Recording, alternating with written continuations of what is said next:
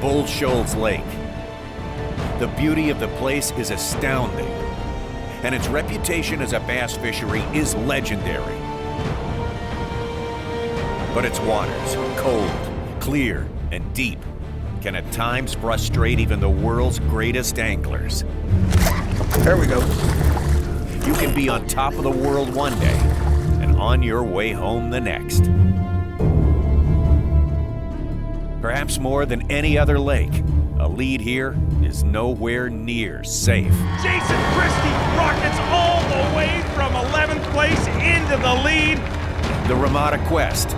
This one is up for grabs till the last cast.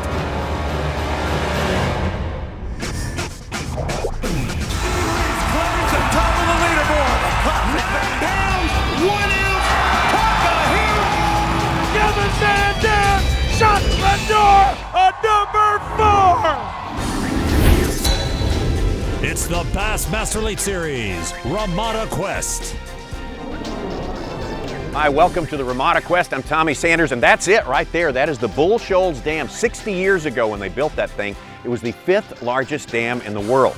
And today it still holds back a pretty significant body of water. A lot of legend and lore of bass fishing, the explosion of the sport over the past 50 years, a lot of it is contained right here in these waters. A great place to have our event. The Bassmaster Elite Series came here for the first time last year, and it was the second-year man, Brandon Polinick of Idaho, who prevailed. The rest of the anglers beating the banks, catching big numbers, but Brandon Polinick found something a little bit different. And despite a trip to the hospital to get some hooks out of his hands on the second day, he was able to hang on and get the victory. Whole different story, sort of a different lake this time around. All right, I want to show you our Yamaha lay of the lake, and there it is, Bull Shoals Lake, one of 3 major impoundments here on the White River. 45,000 acres, it is big, it is sprawling, and the water this time around is severely clear, a real challenge to a lot of these anglers here. It could be wild and woolly on this final day, and to start this final day, earlier this morning, our leader, Casey Scanlon, with Mark Zona. Thanks, Tommy. I'm with Casey Scanlon right now. Casey, the biggest day of your entire fishing life. Give us your thoughts right now. I'm pumped up, ready to go catch 5 biggins and put this thing away. You've only got less than a pound lead. What do you need to do this morning? I need to catch them quick, and I need to catch at least 14 and a half to be safe. I feel like today, the conditions, somebody's going to catch 16 pounds. So 15 and a half will really put you right there. Casey, you've been unbelievably calm so far. Are you either calm or terrified out of your gourd right now? I'm not sure yet. I'm feeling good. I'm feeling confident, so I'm ready to go put this away. You're going to make it rain today, aren't you, bud? Let's make it rain. Casey Scanlon thinking maybe he's going to need to make it rain on this final day, and he may indeed be right. A lead is something you really can't count on here. Let's take a look at what has transpired so far in this tournament. The leader on day number 1, well, a river fishing specialist from Alabama. That would be Greg Vinson. Made a big splash in the Classic a couple of years ago. 16 pounds and 13 ounces. A good start for him. And let's get on the water right now. Day 2 action with our leader, Greg Vinson. Much different monster this time around on Bull Shoals. The water has risen over 2 feet in the last 3 days. And not only that, to make matters worse, the water temperature has dropped over 10 degrees. I got it. Oh, it's a keeper. I thought it was a little one. I think he's a keeper.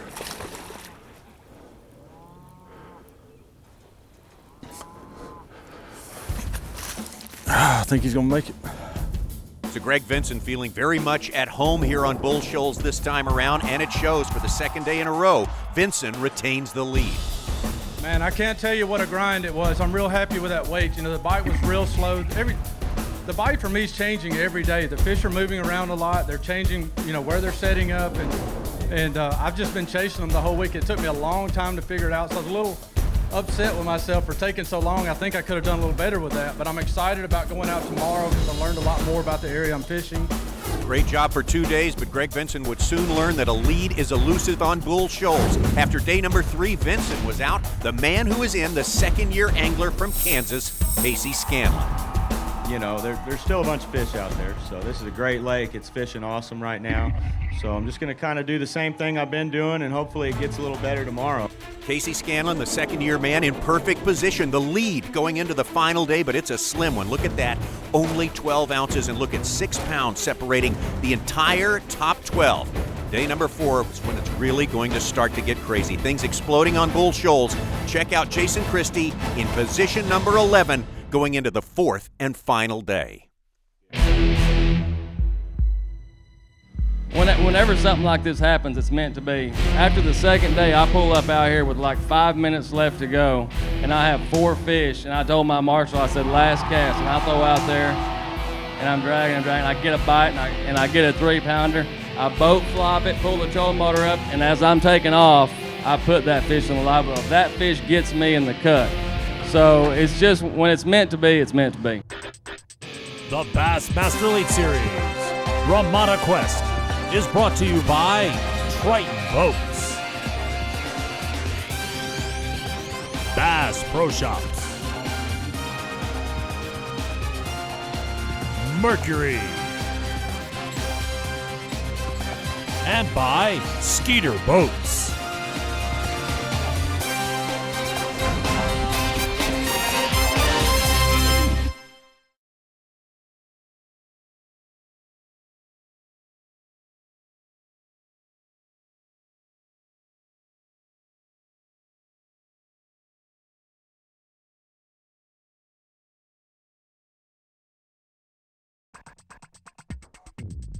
We are back, the Ramada Quest on Bull Shoals Lake, and this is championship day, only 12 anglers left. Our Skeeter rules the game. Of course, we started with 100 anglers, 4 days of fishing, biggest 4-day total wins $100,000. As we take a look at our leaderboard going into day 4.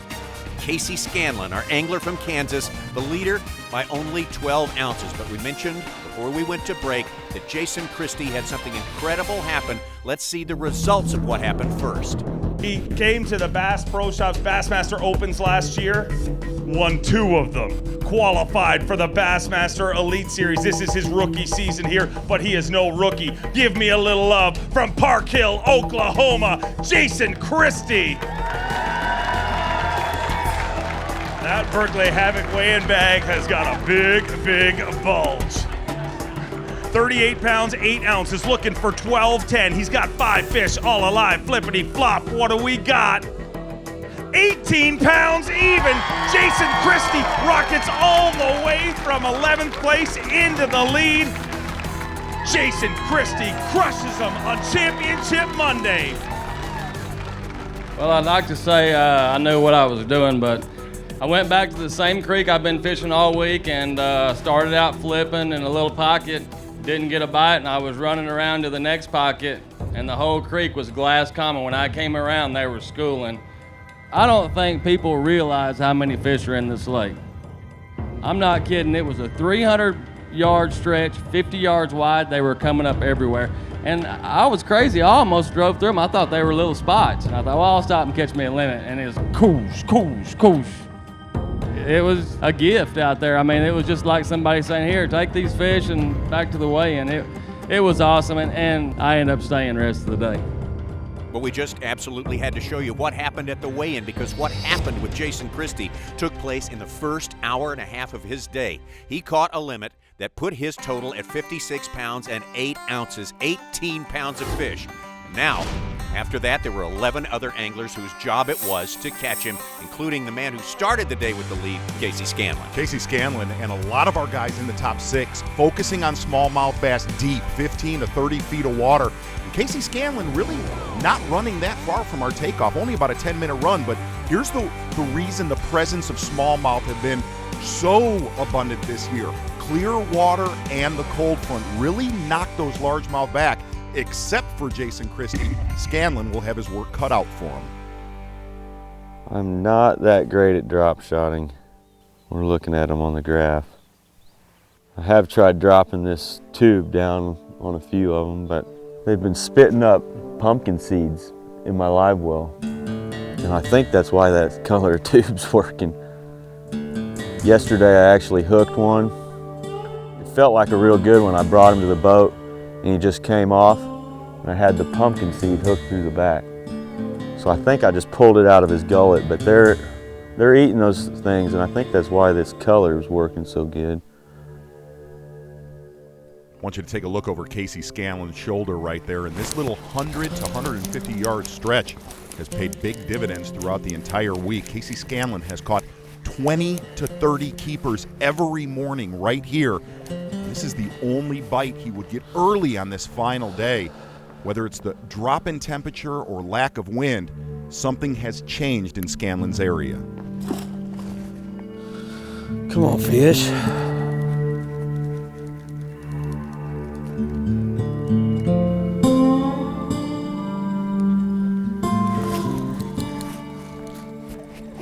Scanlon hooked up right there, but you can tell from his demeanor, everything about him, he is not happy with the results so far today. Right, already an hour in, Casey Scanlon having his first keeper come into the boat right here. Predominantly throughout this tournament, Casey Scanlon was culling by now. I mean, can spin you out in a big way. And a lot of our guys in the top 6 that are catching these smallmouth, they've caught big numbers each day, and you have to wonder throughout this tournament, will these anglers run out? Start anyway. He's gonna have to go though, unless I catch a 6-pounder. So Casey Scanlon on the board. He doesn't know it, but he is a good ways behind our leader, Jason Christie. The same story for Cliff Prince. He started out 1 pound out of the lead today, and again, he doesn't know it, but he is 14 pounds back now. It's been real slow. You got to wait for it to hit the bottom. I'm fishing in about 25 or 30 foot of water, and it takes a while for that weight to hit the bottom. This right here is 3/16. Most of the time I've been using a quarter. I lightened up this morning just because of the wind wasn't blowing much. There he is. That's a good one too. That's a good one. Come here.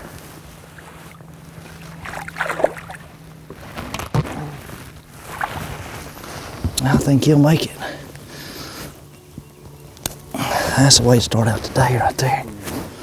Cliff Prince with a good keeper, and he will definitely need it with a smallmouth, and we're seeing a lot more of those this year on Bull Shoals. Last year we had a lot of color in the water. When you have a smallmouth lake that gets clear, well, that's like turning the lights on for a piranha. Boy, our updated leaderboard, and what an update that is. Look at now, the giant lead for Jason Christie, that explosion for him in the first hour and a half of this 4th and final day of competition on Bull Shoals Lake. Hey, the first day of practice for this one, we all heard the news of the bombings up at the Boston Marathon. We were certainly thinking about this man, B.J. Hasiotis of Boston. Had himself a great tournament. Took a lot of courage to fish through that with all the thoughts he must have been having.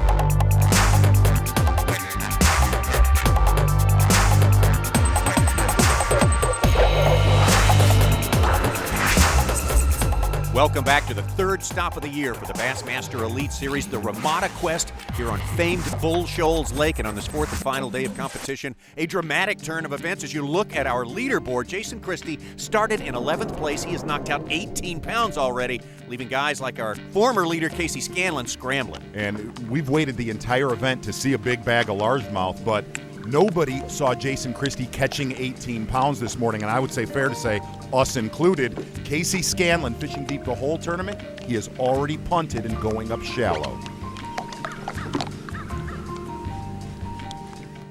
You can look in these bushes and you don't think there's not a fish up there, but they're up in there. I've seen it too many times on these lakes. They see this bright colored worm and they just run out after it. You just wait for that worm to disappear.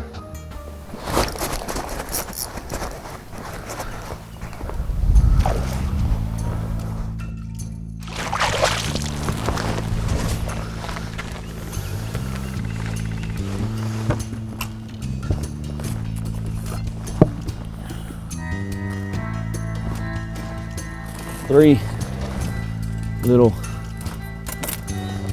Not what we wanted, but Casey Scanlon wants them bigger and more of them because as of early this morning, he's trying to erase a giant deficit to Jason Christie. We're going to jump on the water right now with Fred Rumbanis, who was tied for 6th place early this morning. And, well, he has his work cut out for him in a big way. But the good thing, Fred Rumbanis has talked about it the entire event, he feels right at home on Bull Shoals. This lake reminds me so much of Northern California. It reminds me of Folsom Lake and Shasta Lake combined. The fish position in the exact same spots and the exact same water temperatures, and it's easy to run and gun on this lake. And I don't feel like I'm out of it. It is hard to gain weight, gain ground, but it's also easy to lose ground. And being that I'm catching all 3 species about evenly, I think the consistency is there to maybe have an opportunity. And if I can get 1 or 2 big bites, who knows? Tournament is so much different than last year. Last year in this event, we never saw a spinning rod throughout the entire final day. Look at Fred Rumbanis, guys like Casey Scanlon, Scroggins, Cliff Prince, all of them finesse fishing with this ultra clear, cold water. Talking to Fred Rumbanis, he said wherever you caught one, whether it was a spot or a smallmouth, he said there was clusters of them spawning out in 15 to 25 feet of water. Fred Rumbanis with a good one right here. That's what you need, brother. That is a toad. My God, it's a toad. That is a toad, spotted bass. Nice one there for Fred Rumbanis. And I tell you what we're going to do right now is we're going to throw it back to you, Mark Zona, because I know you got it ready, our Advanced View presented by Humminbird. Thanks, Tommy. And the Advanced View this week is a no-brainer. Where these guys are catching these smallmouth and slower tapering banks. Last year, guys fishing very vertical, very steep banks. This year, well, a lot of fish wanting to spawn. Well, on Bull Shoals, they spawn deeper than other places. In fact, most of these guys holding in, say, 20 to 30 feet of water. And if you look at these banks and you look at this gravel and little chunk rock, these smallmouth will set up right on the transition to where your visual eye can barely see the bottom, 8 to 15 feet of water. And the other thing is, really any lake we fish with smallmouth, wherever one decides he's going to pull up and spawn, there's always going to be others. Also in our field today, our field of 12, the reigning Classic champ, Cliff Pace. Get us out a new chopstick here. This is a bait a lot of people don't fish on a shaky head, but it has been deadly for me this week. Most people think about using it on a wacky rig or weightless, but it has really been the ticket for me this week here fishing deep. I think that bigger profile just helps maybe get those a little bit better quality bites.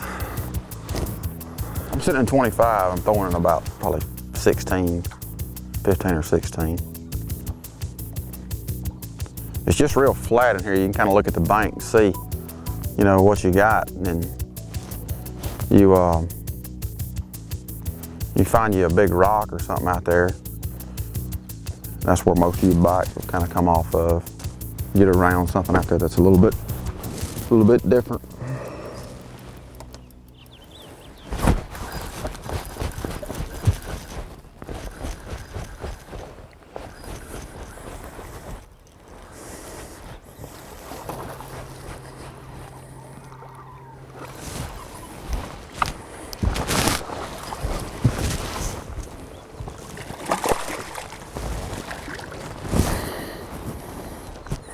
You ate it, didn't you? That's our 2013 Bassmaster Classic champ, Cliff Pace, won a couple of months ago, not too far from here actually, on Grand Lake of the Cherokees, and he, like these 11 other anglers on this final day, is struggling to catch the ascending Jason Christie. Here's the man who had the lead to start the day, Casey Scanlon, Jason Christie as well, 8.5 pounds back, and thinking about his game plan and what's got him here so far. Well, there's a bunch of carp swimming around up here. They got these bass kind of stirred up, really. But there'll be beds up in this stuff in the next few days all over at the base of every one of these bushes. The dilemma is, you can get bites doing this, and if you did it all day, you can probably run across it, but I don't know if I want to do this all day. Everything I've weighed in has come out of deeper water. But that's not happening this morning for whatever reason. I think the brighter colors, on these clear lakes, they're able to see so good. It'll really draw them from a long ways away to eat that thing. Dang it. I think all of us in the top 3 have had predominantly smallmouth.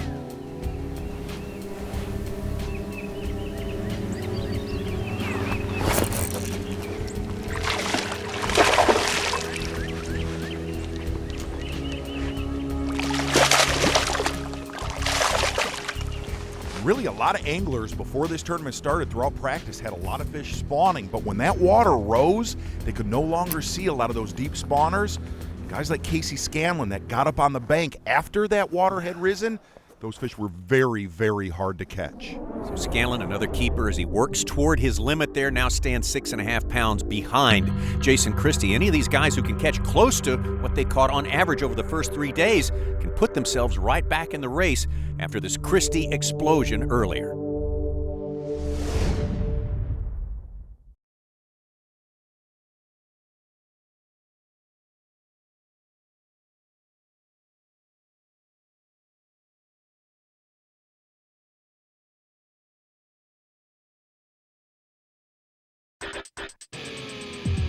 The Bassmaster Elite Series Ramada Quest is brought to you by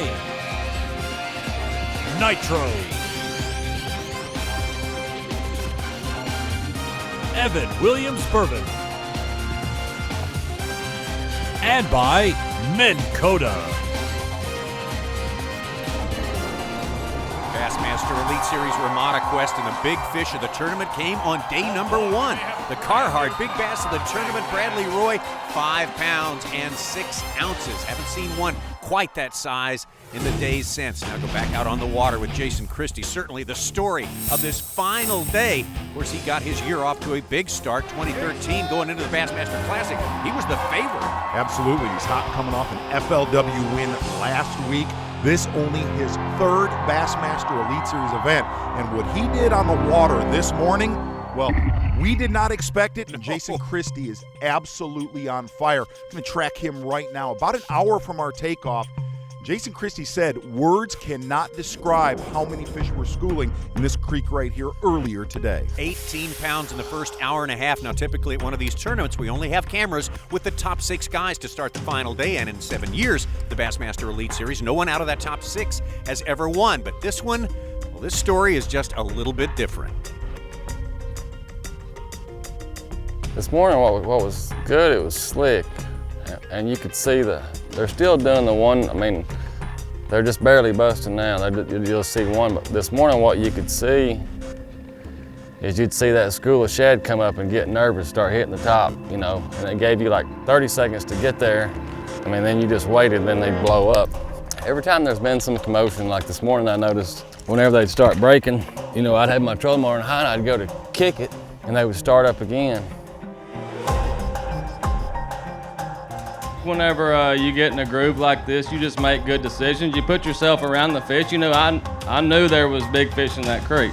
When I put the trolling motor down and I grabbed a rod and I looked on my graph, it was just streaks. And what I imagine is there's thousands of fish down there and they're feeding like crazy. Every now and then they push them to the top and they show themselves. And that's whenever I was able to catch them. You know, it's like a swarm of hornets, you know, just everywhere.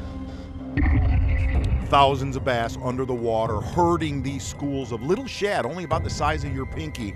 And here's what Christie said was the major key. If you look at those balls of bait right there, and one of those largemouth would come up and shatter the surface, if he threw a spook in right after that, he would never get a bite. Those fish would only come up one time. He would look for little dimples in the surface, throw past it.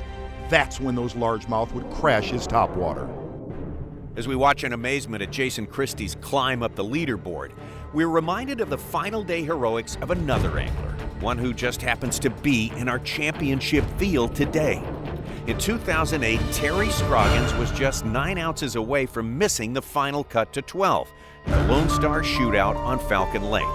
But he made it in, just clinching the 12th spot in the field. He'd have started higher if he'd been able to land a bass he'd hooked on day 2 of the tournament when he'd estimated at 11 pounds or more. But he put that one out of his mind and went to work on championship day hoping for the best. His #1 spot was a bend in a submerged roadbed. He started there. By the time the first hour was done, he had nearly 30 pounds. Woo! Look at there. 30 pounds with 3 fish. Oh my, come here. Get my hands on you. Woo! When it came time to head in for the weigh-in, he knew he'd done something special. The crowd exploded when they saw the results. 44 pounds and 4 ounces. A 44-pound, 4-ounce, 5-fish limit for a total of 132 pounds and 4 ounces. Could he have done the unthinkable, winning the tournament from all the way back in 12th? That question would be answered by Paul Elias, who started the day in 4th place. He weighed in a limit at 37.11 for his total of 132 pounds, 8 ounces, shading Scroggins by a mere 4 ounces. Still, Terry Scroggins' effort was one of the greatest comebacks of all time, as well as the second largest single-day tournament limit ever. Terry Scroggins certainly came close on that day. He's been close a number of times. He's got plenty of wins with the Bassmasters, but that Bassmaster Elite Series win still evades him.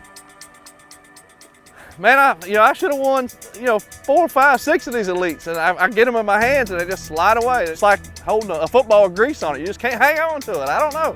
I have led Angler of the Year every year for the last 4 years, at least one time during the year, and I've failed to get it done. So I've had one bad tournament every year, and last year it was right here. So I'm feeling really good about this one. I mean, it's going to be tight tomorrow. When it all comes down to it, it's going to be won by ounces.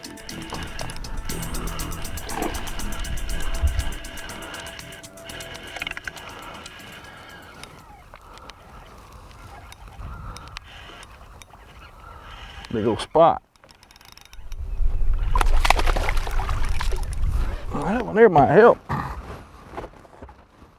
Solid fish right there for Terry Scroggins, but really if you look at these bass that are being caught today, aside from days 1 through 3, whether it's Scroggins, Pace, Prince, Casey Scanlon, something definitely has happened to this deep water bite. Over to Jonathan Van Dam doing, well, really the exact same thing, looking for wherever this pea gravel meets this chunk rock. That's what these spots, smallmouth and a couple largemouth here and there, that's what they'll key on. And Van Dam said this lake sets up perfect for him. Reminds him of so many lakes up in Michigan. Jonathan Van Dam got an Elite Series win last year. He started today just 4 pounds back. Now he's 10 pounds back. There's one. That's a good one there. Feels better. Looks better. Oh yeah. Nice one.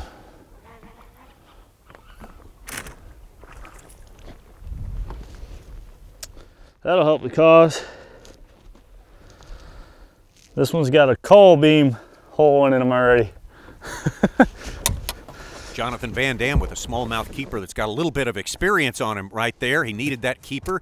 He's still 7 pounds behind our leader, Jason Christie, who again started this morning the first hour and a half, putting 18 pounds by 4 pounds, the largest limit caught in this tournament, in his boat, and took over the lead and hasn't looked back since then. Now over to Casey Scanlon, our leader coming into today, and really Casey Scanlon looking at his track, not catching them deep, catching a couple little ones up shallow. Casey Scanlon having trouble just bunkering in on one thing. He needs to do something now to catch Christie. Well, it's about 10:45. We got 4 in the box. It's been really slow. I've hit, my 4 best places out deep and haven't really done much. Caught 2 small keepers out there, went shallow in a couple pockets and threw a floating worm. Caught 2 keepers real quick, but they're just little males. And then we've hit like 3 or 4 other little pockets. And just lost a fish, but it was just another, 2-pound male. And not really seeing any cruising around. It's kind of do or die time. We're gonna go back and just dedicate ourselves to fishing deep. We got 4 hours left of fishing, so try to hit a home run. We're here to win it. Gosh dang it, come off. Man, that was my fault. And it was so easy to get bites, now I can't even get one. Frustrating. In practice, you could pull up to any one of these and just, get 1 or 2 bites. Something's changed.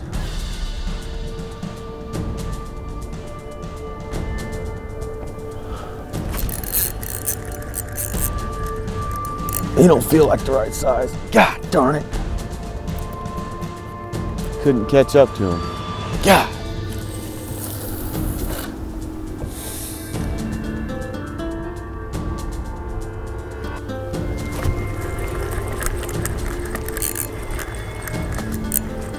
Come here. It feels like a good one.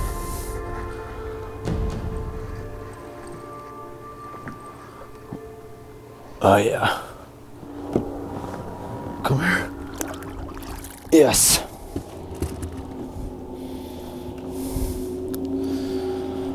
That's the size we need. It's a good one. It's number 5. Wouldn't be surprised if that other one looked about like that too, that we just lost. That's his limit for Casey Scanlon, and with that, he cuts his deficit now to only 3 pounds behind Jason Christie. So Casey Scanlon sort of working on adrenaline right now. He knows he's got to get something big time done, and he's getting a little bit of it done. Exactly right, Tommy. It's time to get out with the big show, Terry Scroggins. No, I'm just joking. It's his neighbor, Cliff Prince. Yeah, You like that right there? Yeah. But here's an interesting thing. Both of them ended up 90th or lower the last time we were here. Both of them fighting for the win here this season. Thank.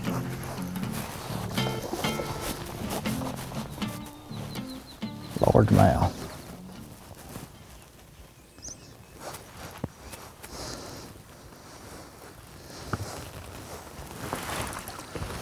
Yeah, I think he might make it. Cliff Prince, who's taken a lot of pride in figuring out this lake, finally having a ball here, and by no means is he out of it. With that fish right there, Cliff Prince pulls within 4 pounds of Jason Christie. All these guys are chasing him right here, but Casey Scanlon, Cliff Prince are still in it.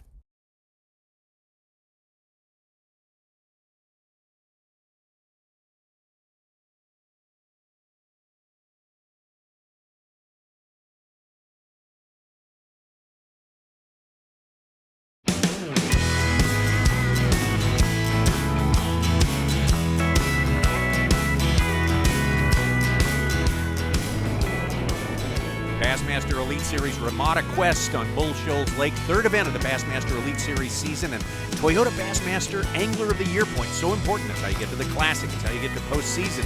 And coming into this one, it's Brandon Card, last year's Rookie of the Year, with a slim lead over Edwin Evers. But Jason Christie still our huge story today. And really what he did the first 2 hours of this final day is unbelievable. One of the most amazing things we've seen on the Bassmaster Elite Series. Surprised all of us.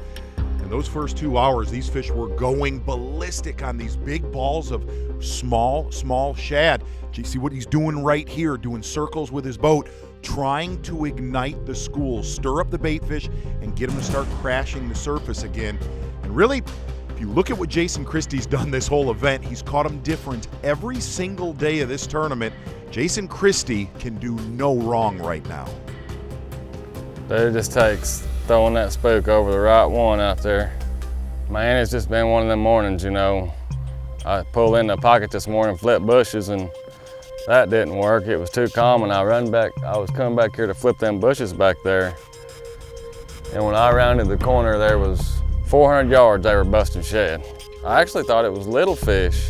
I mean, like Kentuckies and stuff. I thought, well, I'll pull over and catch a limit real fast. They weren't little fish, they were good ones. What I figured out is where I caught them is the last deep hole in this creek. And it's a major creek, it's a big creek.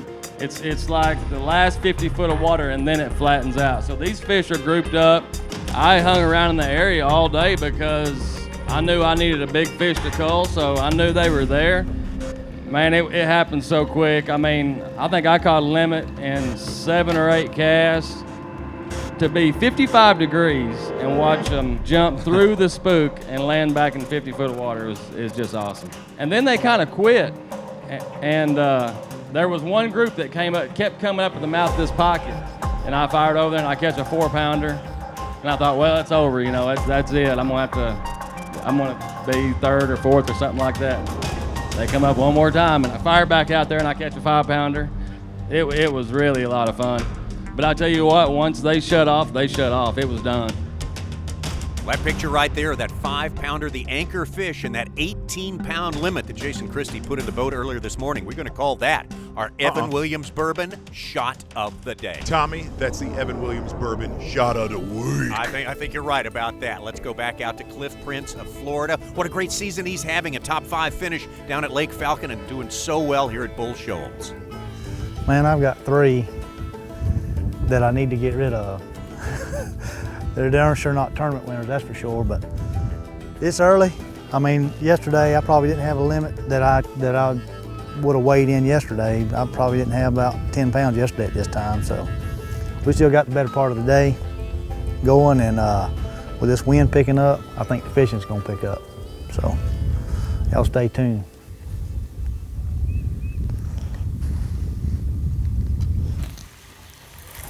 There it is too.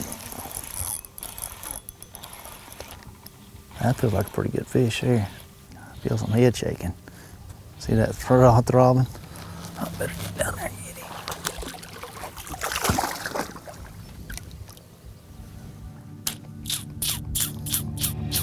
him. I should have just swung him in the boat, fellas.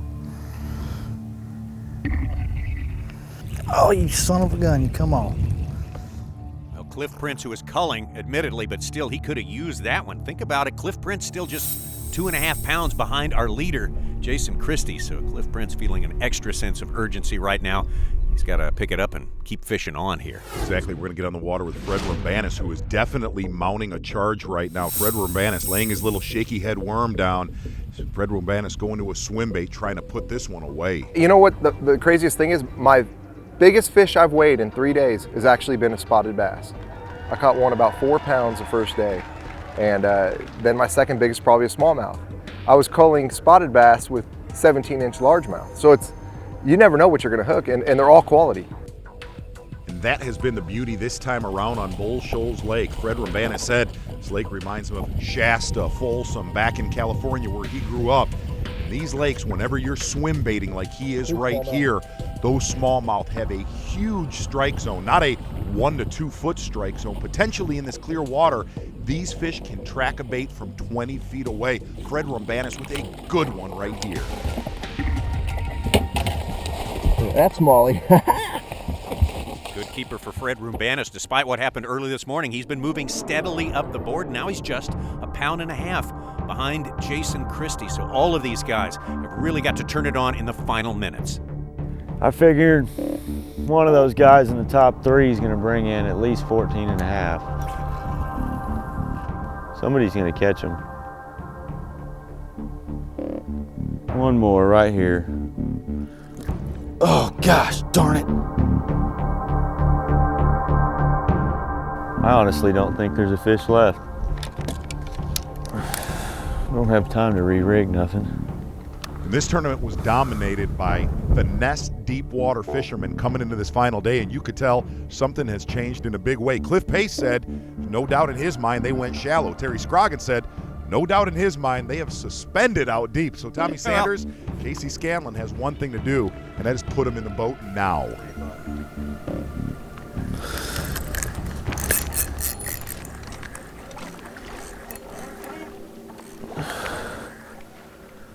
Oh, come on. Stay buttoned. Stay buttoned up.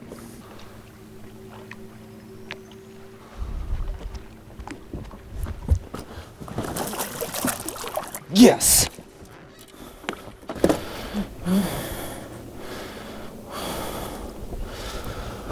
Would you look at that?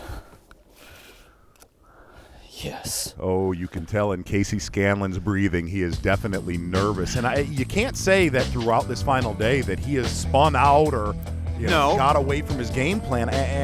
He's fished pretty dang good all day long, but he just doesn't know the beast that punched him in the mouth named Jason Christie. That he has no idea about, and even still, he's sort of riding that fine line between the adrenaline and the anxiety and so forth. Starting the day with the lead on the final day of an Elite Series event is a powerful thing. Absolutely, and really if you look at Casey Scanlon's performance, he's definitely shown up in this event. That feels good.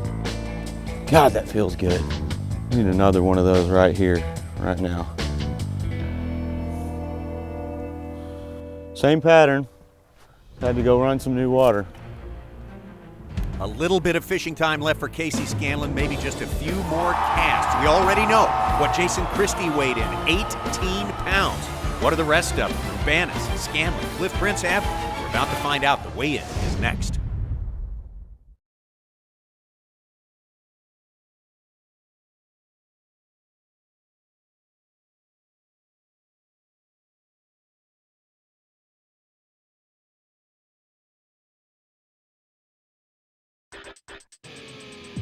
The Bassmaster Elite Series Ramada Quest is brought to you by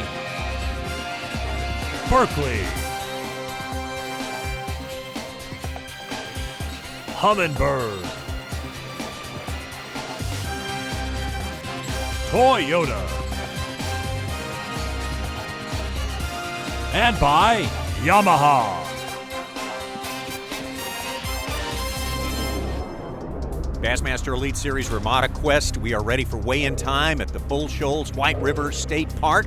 Jason Christie has been the story of the day by far. An incredible day of fishing. He started his day all the way back in 11th place. Within an hour and a half of the takeoff in the morning, he had 18 pounds in his bag and a huge lead.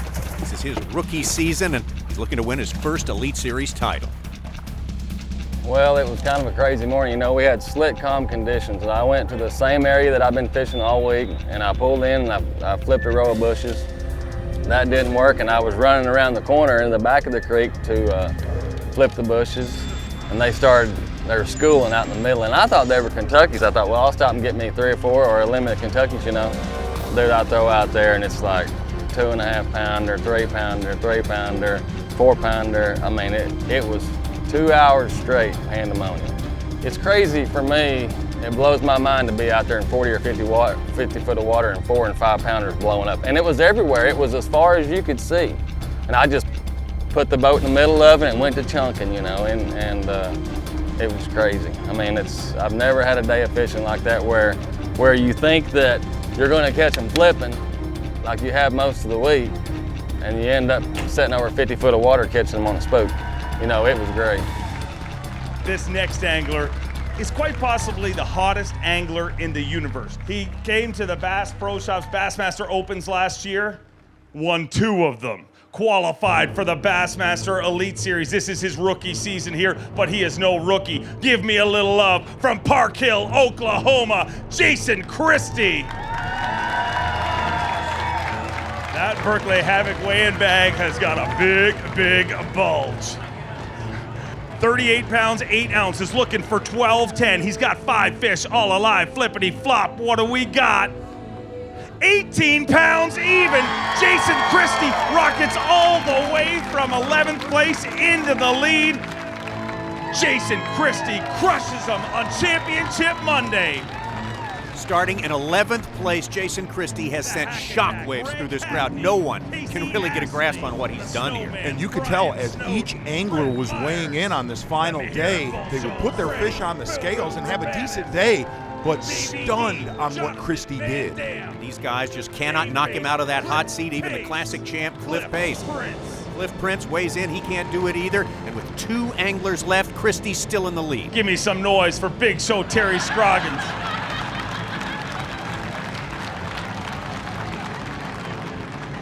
What, I missed it. What did you just do? Oh, I don't know. Didn't see it. Are you guys ready to bring through our final angler?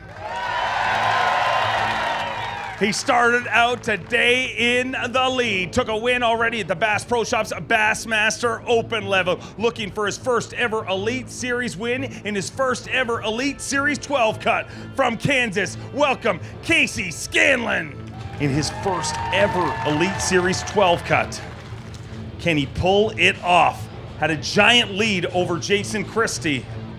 But Jason Christie came up in a big, big way. Before we put those fish in the scale, both these anglers, let's get them side by side right in front of the scale. One of these guys is gonna be our champion. 43 pounds, 14 ounces. Looking for 12-11. He's got 5 fish.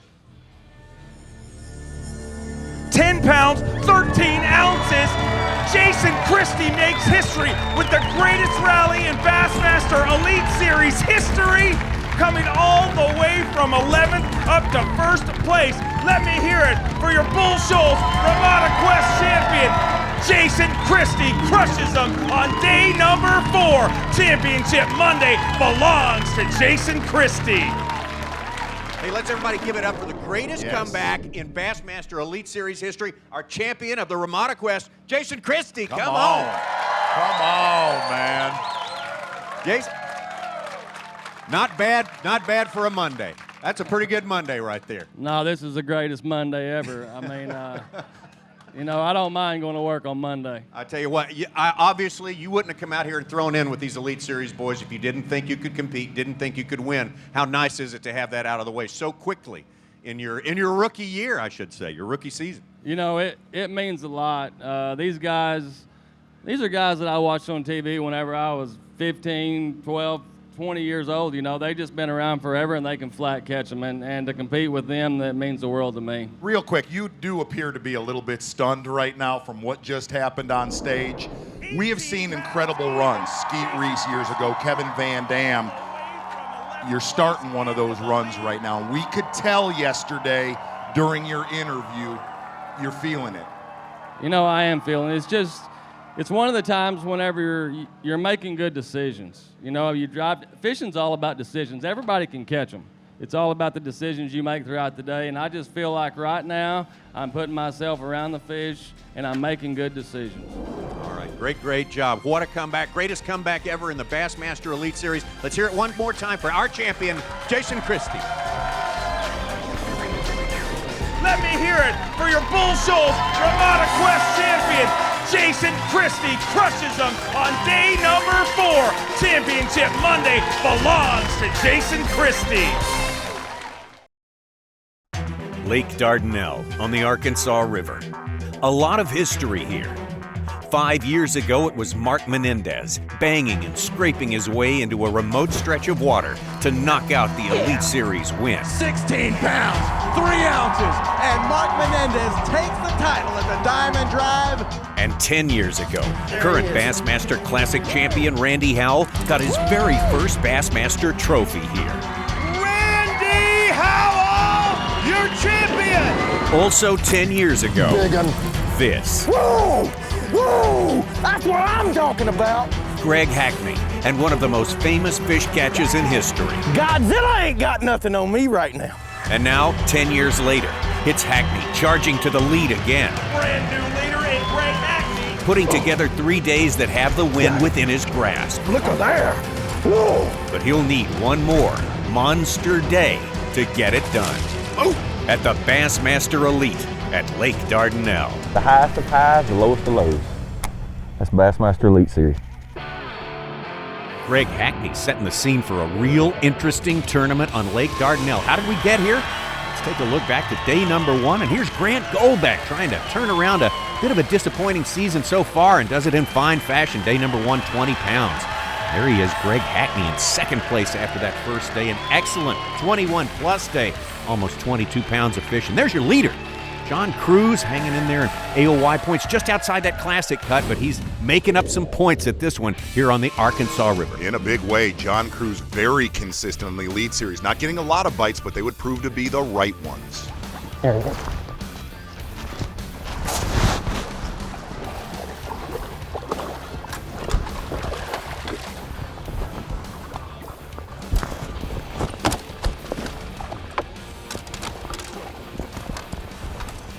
Got him.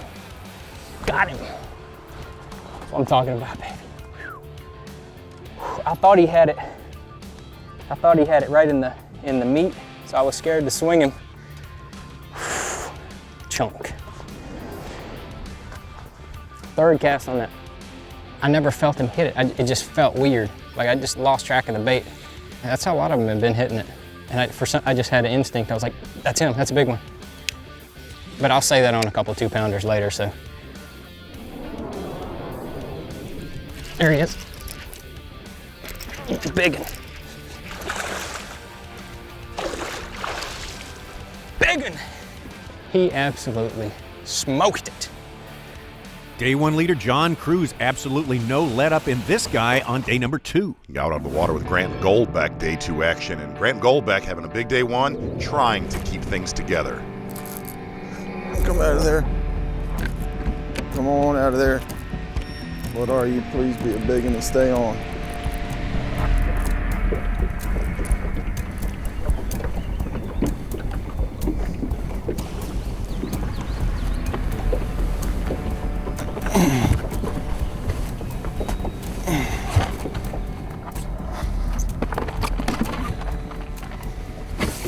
Golly, it broke. Gosh, man. I can see her down in there too. Over to Greg Hackney, who lives in Louisiana but spent so much of his formative years on this river. Hackney said it's not a lack of getting bites here. He will take many shots a day. Oh, no. No. 4-pounder. Dang. That's my fault. I rushed the bite. Dang. He got it. I just jumped on him just as soon as he, dang. He's probably about 3 3/4, 4 pounds. He's one of them long ones. Dang. Terrible fishing right there. I'm still kind of surprised he come on. Because I know he had it down his throat. You know what I'm saying? Like, the way he bit, it wasn't like he was, I thought it was a bite. It hit the bottom, I picked it up, and he bit. I know he got him some of it. And really, there probably isn't a tournament that we have covered in the past several seasons that sets up better than this event for that guy right there, Greg Hackney, in absolute fastball in his wheelhouse. When all these rains got to this lake, you see all that color in the water, higher water, plenty of shallow targets. This one sets up perfect for Greg Hackney. Very unusual conditions for Arkansas this time of year, and we'll elaborate on that a little bit later. But as you say, playing into the hands of Greg Hackney, and yes, he is the leader after day number 2, almost 40 pounds, just 2 ounces shy of 40 pounds for a couple of days fishing. About our day 1 leader, John Cruz, not too bad at all, just ounces behind Greg Hackney there. John Cruz holding his spot in the field. But this was the big bag of the day, the big bag it would turn out of the entire tournament. 25 pounds and 5 ounces, including the Carhartt Big Bass of the tournament, 6 pounds, 10 ounces for the legendary Texas angler Zell Rowland. The best thing is they're coming to me. I don't know about you, something tells me that this is going to be a big one. Welcome to the Toyota Bassmaster Studio. I'm Tommy Sanders.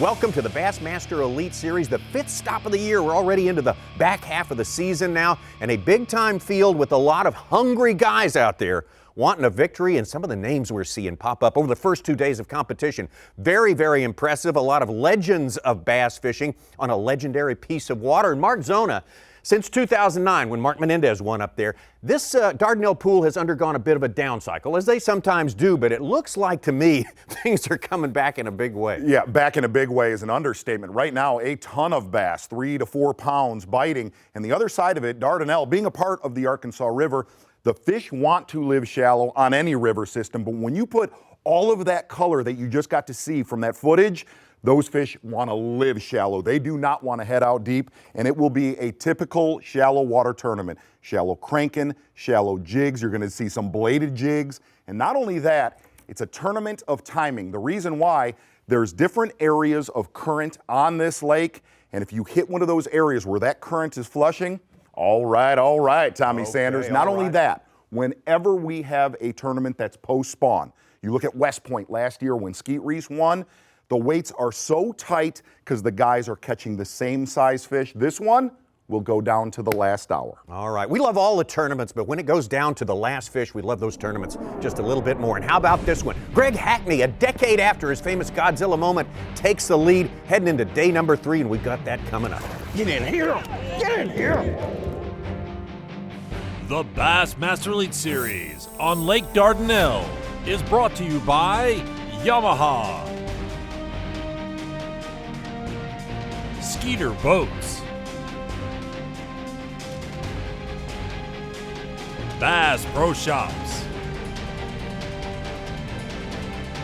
and by Humminbird.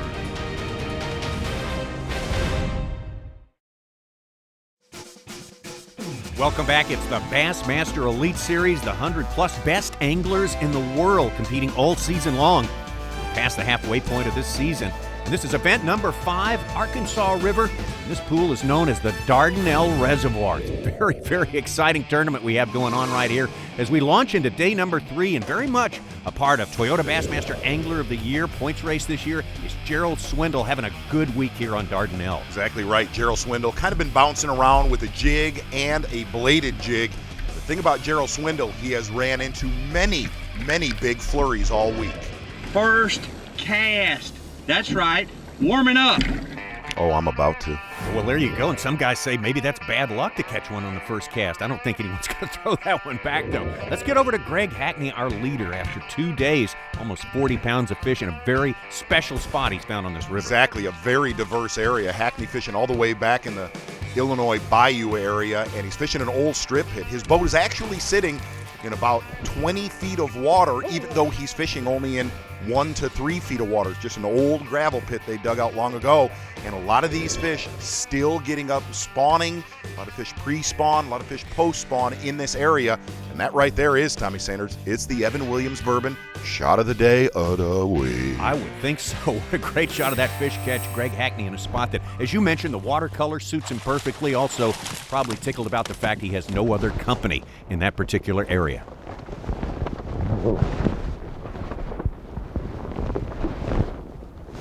Fast.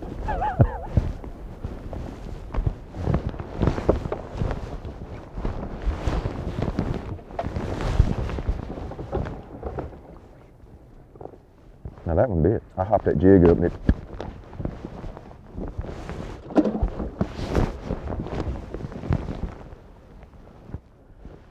You know, who knows what it means, but I'm liking it.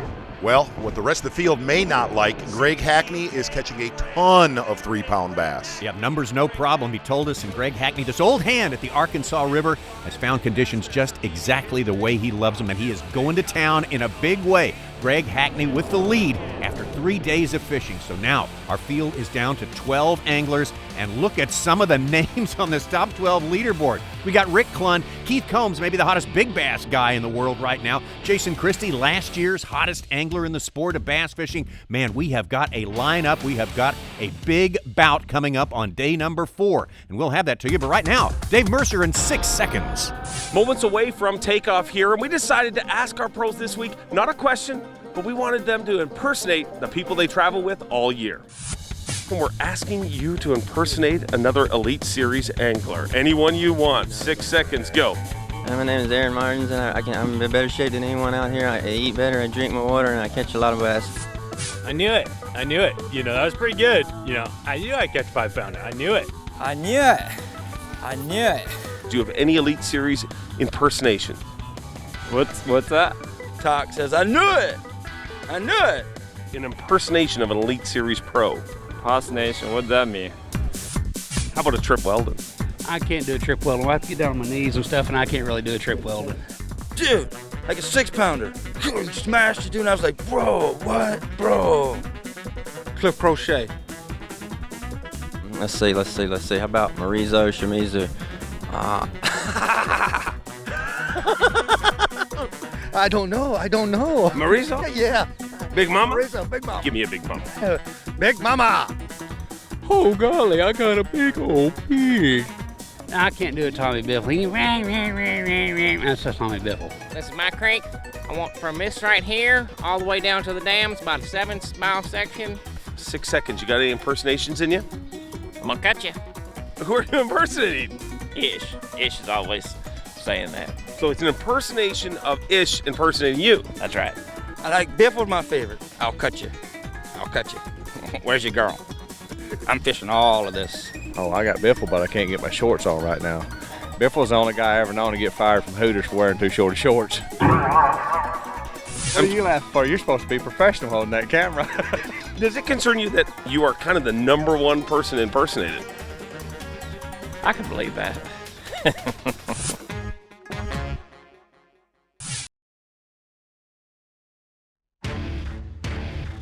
It's the final day of action at the Bassmaster Elite Series, 5th stop of the season. We're here in the state of Arkansas on the Arkansas River on Lake Dardanelle.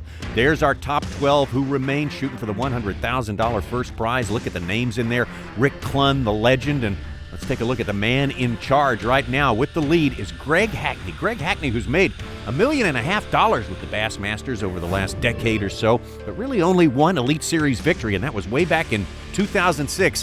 He'd like to add a second one here. Exactly right. Greg Hackney going to take a right out of our state park right here and go in the back of Illinois Bayou, and he has a very distinct game plan for this final day.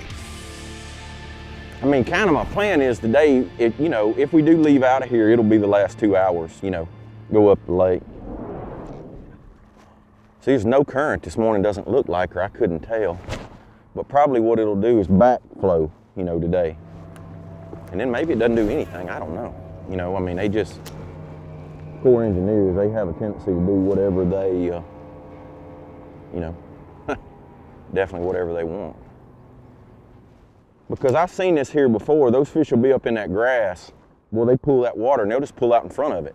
And that's the way it was. Actually, the day I practiced in here, that's the way it was. The water was down, not up. And I caught them cranking. And I haven't really cranked much since practice. That's kind of a problem. You know what I'm saying? I got too much.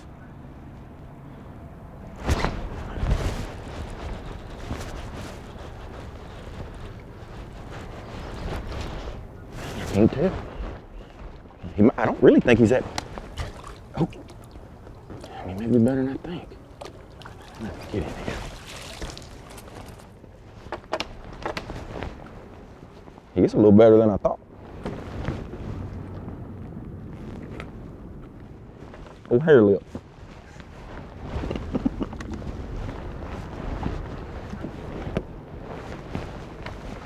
I'm a pretty fair cranker too. Yes, he is at that, my friend. I'd go with that. Greg Hackney there started with just an ounce's advantage over Rick Clunn. Second place Rick Clunn to start his day, extending that lead a little bit. And now we continue through Illinois Bayou, bisected by Interstate 40. And on the other side of the bridge is Jason Christie. Exactly. And Jason Christie, just like every one of our anglers, has had to get out on Lake Dardanelle and reassess the situation every day, whether they're pushing water into the lake or drawing water.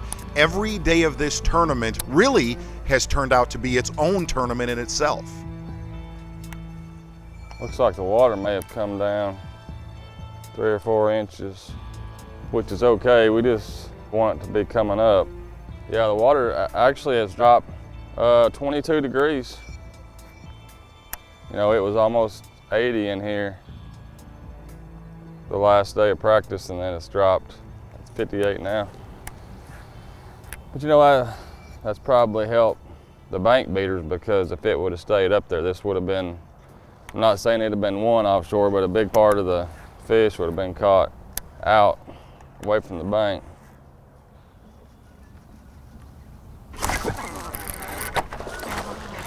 I can't catch up with him.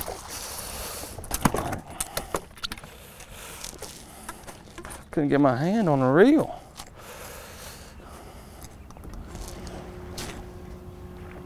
That's how they've been eating it all week. Can't even see the jig.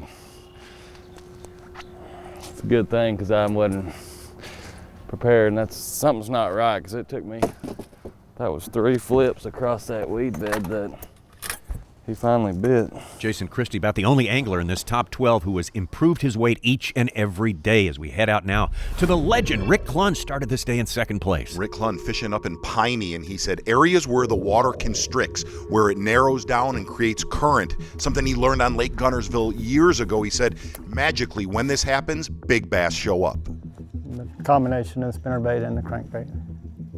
Cloudier, when I get the cloudy, I can catch some good ones on the spinnerbait. Anyway, the sunnier it is, the more I catch on this bait.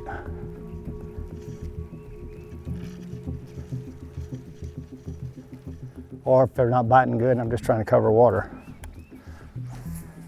I run into one that is individual, doesn't want to be like the rest of the crowd, so he'll bite.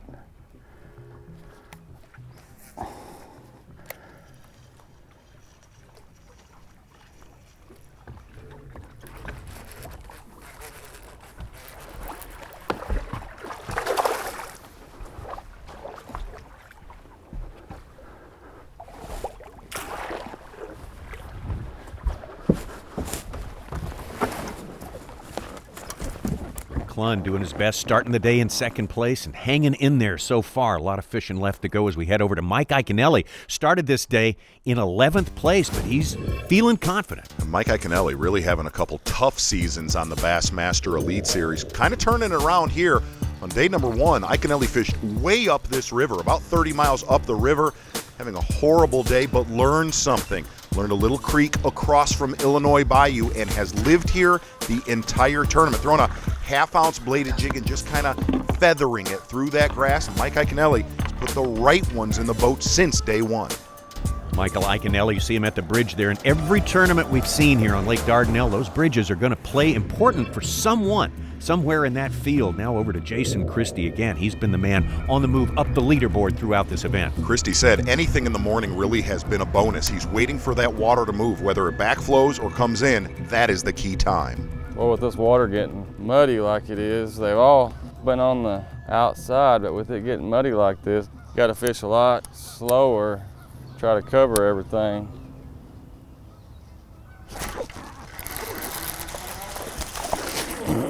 In the boat, gosh.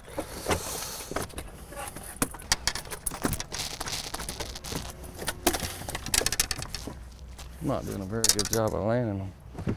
Number 2.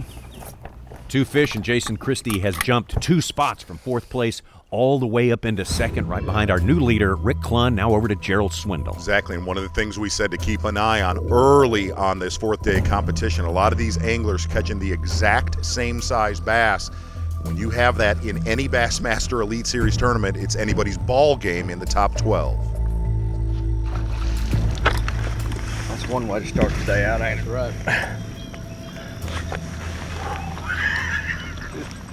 Swindle feeling it, obviously, on this final day. Everything looking good for him. Iaconelli, we saw him very much in the thick of it as well. 2 guys moving up that leaderboard, and Greg Hackney, we know he'll be going through numbers all day. Jason Christie going up the leaderboard. We got some guys on the move on Lake Dardanelle. We'll be right back. But right now, have you been moving on some big bass? You brought some in? Send us a picture of that, for goodness sake. Tweet your catch to #BigCatch. Bassmaster.com would love to see what you've got.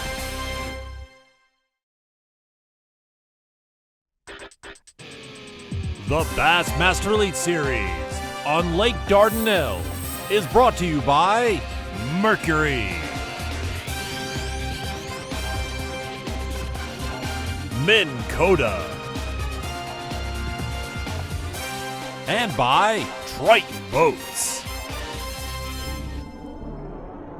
Final day of this tournament. Toyota Bassmaster Angler of the Year points get more important with each successive event. Coming into this, you can see Mark Davis with the lead over Jared Lintner, but look at the other names in the mix coming in here, including Greg Hackney. Well, Greg Hackney's performance here has put him pretty much in a jousting match with Mark Davis. What's important is those standings when we finish. Let's go out to Hackney now. This is what Hackney has called his curveball the entire event. He's fished in Illinois Bayou really the entire week, but he said he would run upriver the last 2 hours of every day and make critical culls up here. And it's a typical Arkansas hidey hole, Tommy Sanders. Yeah. Not only that, Greg Hackney, when he goes up here, sees several trees in the background, but there has been one magic tree the entire week that has given Hackney great big bass. That's it. It don't really look appealing. Well, it can be. Caught 2 big ones on back-to-back cast off of it yesterday. I keep thinking I'm gonna pull up there and catch 5 and just, this is the weird thing. It's literally a foot deep. I mean, that's the only thing worried. I'm like, only so many of them can get on it. The thing about it is I've thrown some 3s back. I wish they'd get back on it now, you know. I was like yesterday, I caught a good one off of it and then go right in there and cull that sucker out. Oh, damn it, come on. Dang it. Dang it, dang it, dang it.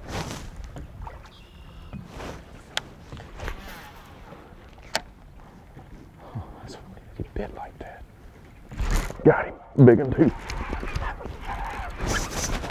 Yeah. Be hooked good, baby. Be hooked good, be hooked good. Be hooked good, baby, be hooked good. Come on, be hooked good. Now you see the reason we come up here.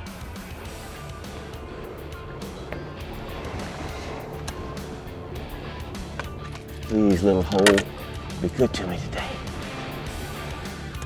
Greg Hackney making a critical move right there, and it looks like a good move. He is back in the lead, and Greg Hackney maybe thinking back 10 years ago, 2004, very close to that lead on the final day when this happened. Big un, big un. Oh, please be a bass. It's a big un. It ain't no drum, it's a bass. I know it is. Oh, it's a big bass. It's a big one, oh man. Stay hooked up, baby, stay hooked up. Look at there.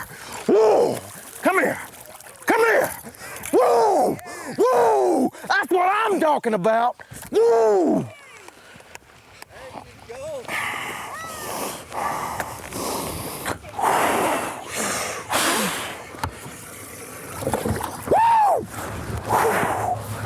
Godzilla ain't got nothing on me right now. Here he is, a 30-year-old Greg Hackney, a decade ago, right here on Lake Dardanelle. That piece of video just won't go away, nor should it. We love that piece of video right there. Let's flash forward to 2009 and Mark Menendez, his Elite Series victory right here on a Lake Dardanelle that was a little bit, well, a good bit tougher. Big bags were very, very hard to come by, and he sort of downsized his boat. Can't even do that anymore. You can still use a boat that size, but you have to stick with it for the remainder of the season. That was a one-time only kind of deal. Definitely. It's a different Lake Dardanelle this time around, Tommy Sanders. And really, if you look at Dardanelle, you're looking at over 40 miles of water. And the last time that we were here, so many of our anglers were all the way up the river system here. Well, let's pan into what's really gone on in this event. And it's been Illinois Bayou. And if you look at pinch points, you look at these bridges, so many of our anglers on this final day are concentrating there. But through the week, literally 3/4 of the field would be on these pinch points. And the reason why, see, I tried to touch the screen. The reason why is that's where current would flush. When they would pull the plug on this lake, guys like Jason Christie would say, little areas, little stretches in here, you could barely hold your boat. And when that current would flush, all those bass would get on the bank and instantly ignite. Jason Christie, who has been stalking these leaders all week long, moved up to 4th place to start this day, and now he's in 2nd place. Don't forget, not just Hackney, but he is an expert at the Arkansas River as well. Yeah, the water's starting to move, and it may have been moving all morning. I just couldn't see it, couldn't tell it, but there's a point over there. I mean, whenever it picks up, it's just rocking by it. And that's where them beggins live, is where that water wheel is matted up like that right there. That's where a lot of them beggins, when they go to bite, and you can swim that jig by there, and you'll just see them run out. And I've tried flipping in the air and stuff. I mean, trying to get them to bite, and they just don't bite until it's time. Biggin.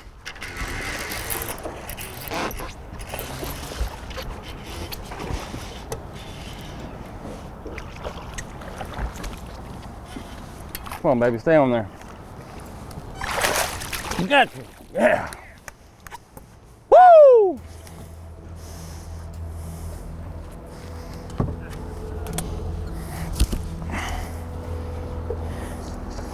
How fat she is.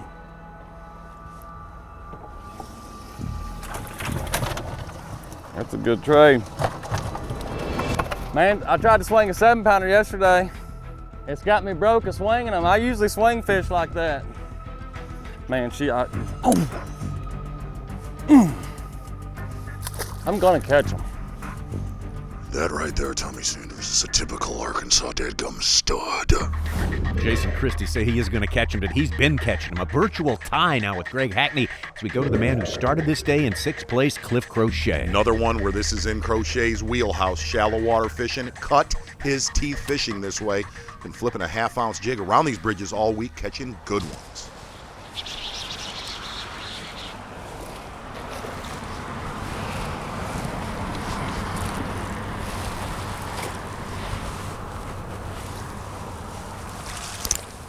Bam!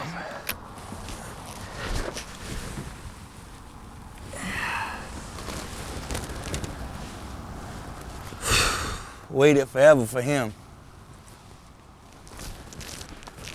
Cliff Crochet from Pierre Part, Louisiana, had a good tournament at Toledo Bend, a top 12 there, a top 12 here, turning his season around for sure. And Rick Clunn missed a couple of cuts to start this year. He too has been improving with each and every event. It's turning out to be a good year The legend of bass fishing, 14 wins to his credit. Clunn said this whole week was a collision with weather. He said, you know, all this muddy water, it is what kept these bass shallow. And if you look over his right-hand shoulder, the constriction, where you see where Piney narrows down, creates all of that current. He said he never knew when the flurry was coming, but no doubt there would be one magical window. Nothing's really changing, but you still got to get in the right timing on everything. You know, I've been on the right timing. I haven't been on it all day, every day, but I'll get on it enough, and that's just what you got to do. Because these areas we're fishing through are not getting bites. The big ones are there. But I just got to be there when they want to bite.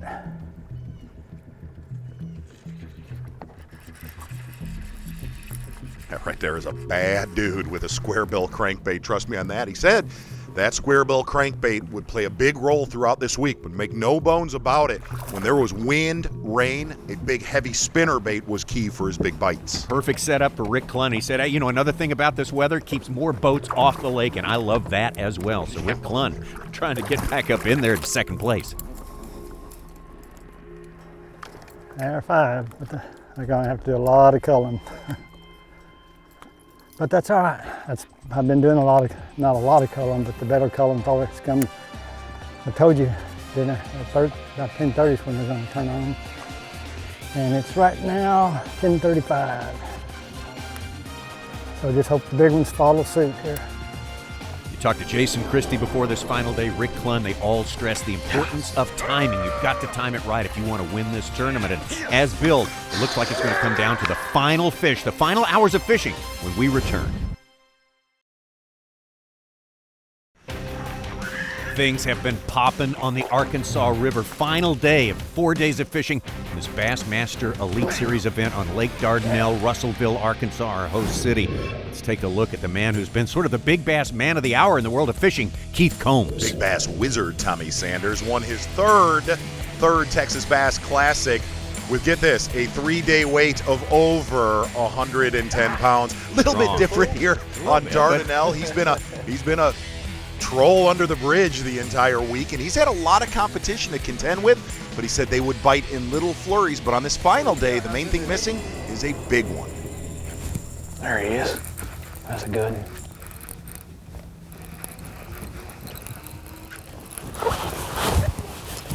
Golly.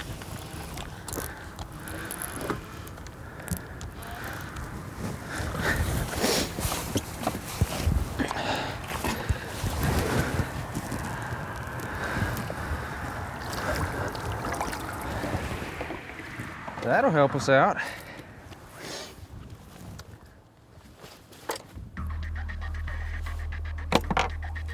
One hook, but he was hooked better than I thought. When you see the crankbait coming out of their mouth, all you can think about, God, I got him skin hooked, but we had him stuck. 3.5 probably. They're real lean, you know. I lost about 1 ounce of tail on this sucker.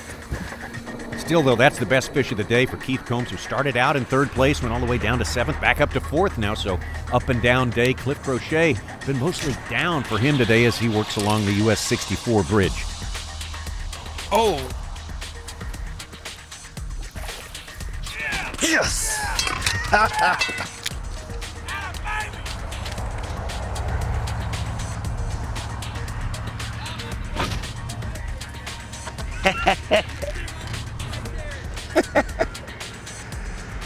Crochet said all week long he was confident he could win this tournament because he was confident in what he was doing, flipping a shallow jig right across the river now over to Mike Iaconelli, who really, if he wouldn't have slipped the first day of this tournament, 12 pounds. 12 pounds way down in the standings. Wait a minute. Remember the movie Breakin', Tommy Sanders, in 1988? Well, that's when that went out. Well, sorry, he's keeping it alive. But back to what he's been doing, he's kind of found something nobody else has across from Illinois Bayou, throwing a 1/2 ounce vibrating jig on submerged grass, and he's kind of just been feathering it through that grass, and when he sets the hook, generally it's been a good one.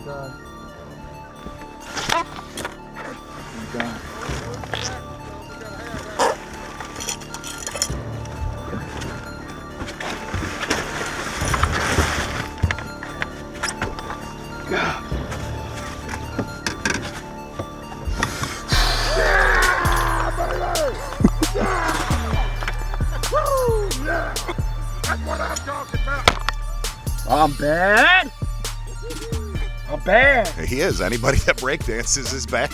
Well, now, come on. Hey, we're not going to take our eyes off of Mike Iaconelli today. He is started in 11th place. Are we going again here? No, we're down to business. He's a cardboard. Start breakdancing. No. He's racking up points this week, as has this guy, Rick Clunn, with perhaps a different approach. If you really look at the bank Rick Clunn is fishing, a lot more vertical. A lot of this lake is so flat. It's just flat land. Those fish can disperse, and that's what happened to a lot of anglers up the river. But guys in Illinois Bayou and Clunn, fishing the vertical was the key. It can just be like wrestling, where I can go tag my river Clunn for a little bit and he can come in the ring. Problem with these cuts nowadays is you're really not prepared for the fourth quarter. You're not. You don't make it often enough. A few guys do, but not very many. That you're prepared to fish that fourth quarter, and that's when most games are lost, during the fourth quarter. For me, it's more the physical, when you're going into this fourth day. It's the first one I've made this year, so first time I've fished this many days. Rick Clunn again missed the first two cuts of the year. Steady improvement since. It was 45th and 25th last time at Toledo Bend, and now at top 12. Man, he's moving in the right direction. And whenever Clunn makes the finals, now if you look at last year when he lost to Combs, and in this tournament, after the day 3 weigh-ins, when you know that Clunn has an opportunity to win it, you see the media and all of us with a little extra pep in our step, wanting to see him pull one of these off. But truly, just watching him, absolutely one of the best crankbait fishermen we will ever see. Good one right there, puts him solidly in third place. He's not done for today. Let's get out to Gerald Swindle.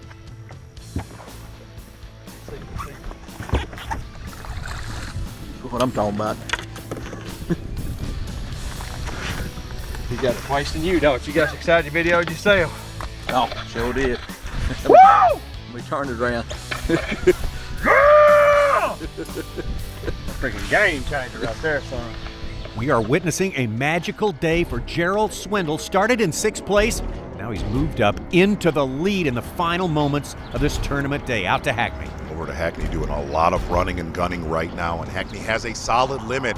But with the big bass that we're seeing being caught on Dardanelle right now, Hackney is going to have to make a few critical calls these last few minutes.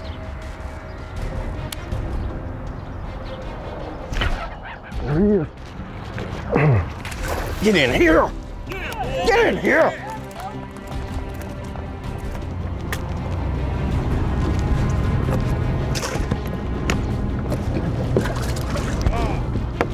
Man, I know that's him. See, we should have just lit them up like that the whole time. I don't know.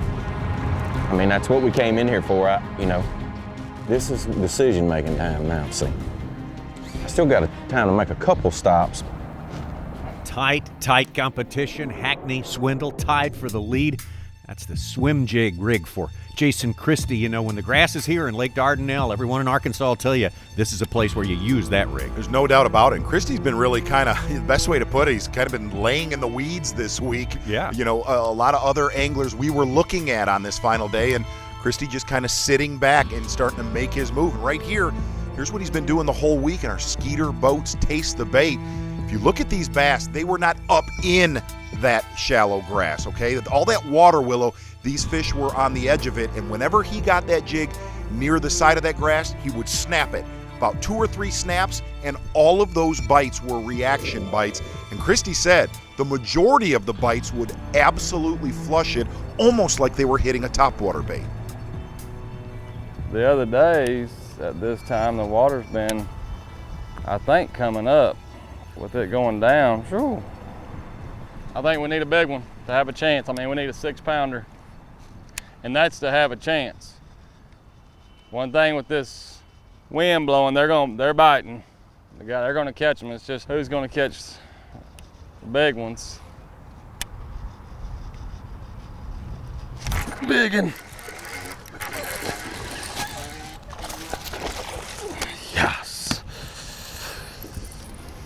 Getting there. I'm just fixing to go underneath the bridge and catch one.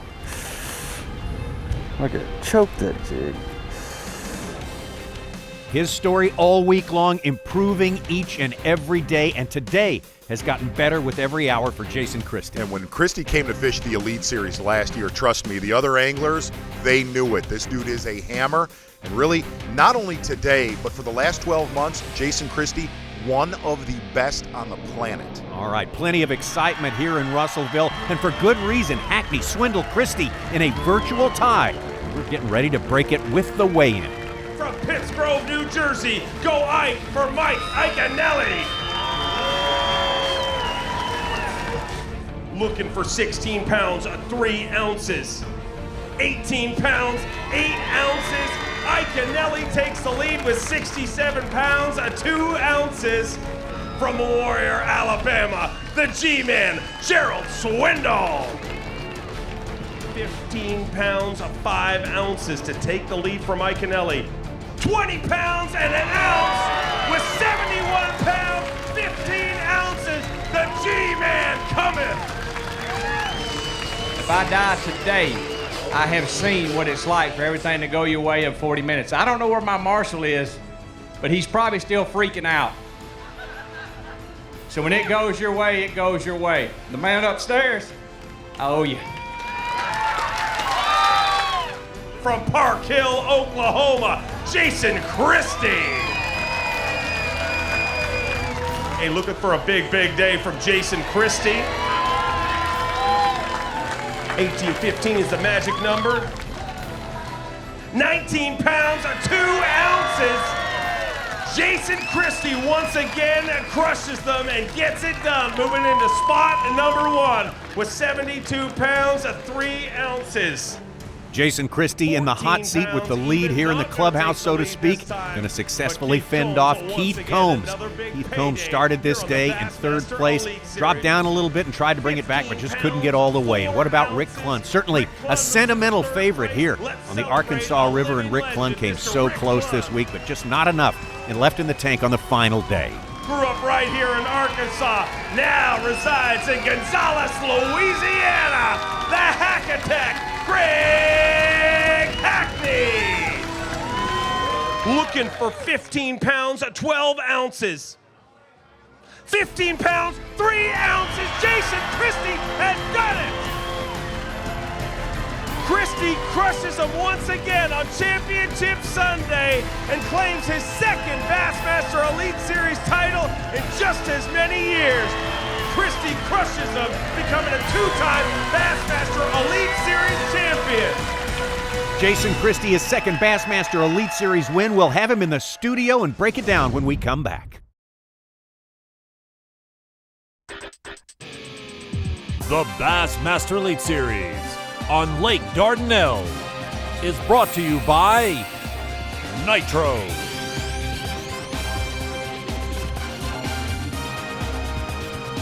Toyota,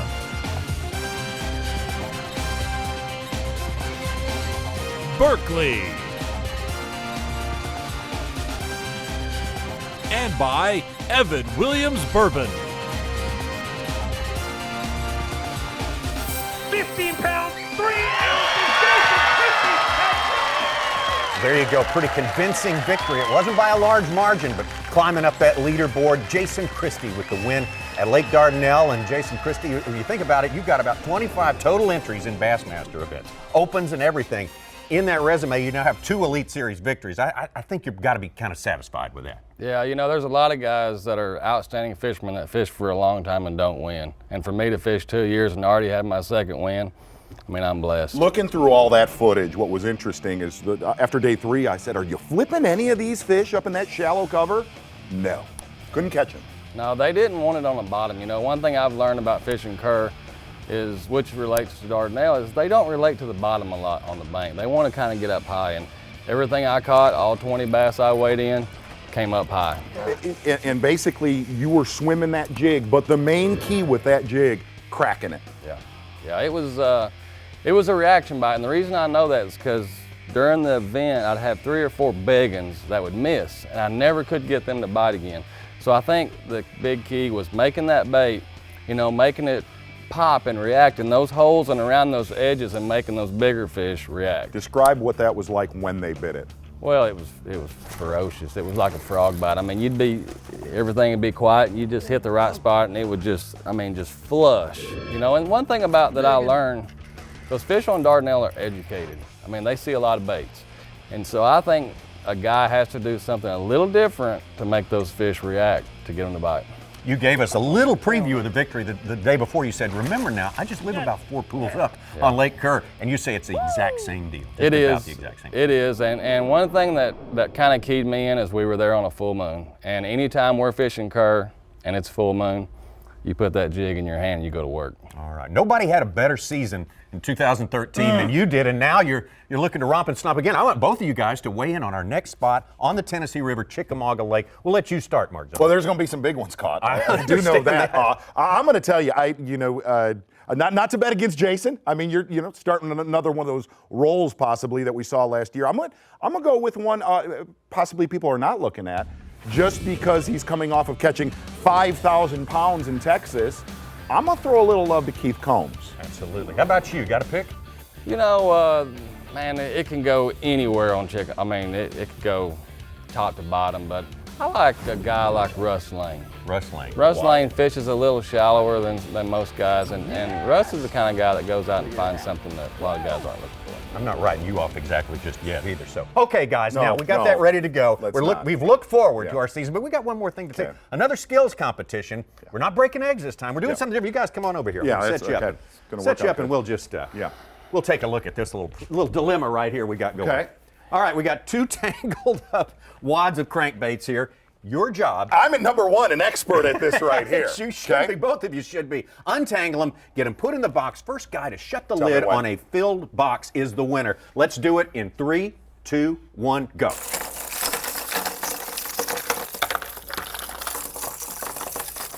To shut the lid? I'm going to be done. Gotta just shut right the lid. here in a second. Oh, Zona, you were going down right there.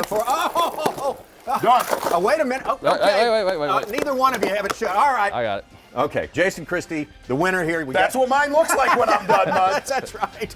Well, we'll have to tighten up the rules a little bit. I think we have an outright winner here, Jason Christie. Thank you all so much for joining us today with the Bassmaster Elite Series Bass Fest on Chickamauga Lake. Be our next stop. I won that.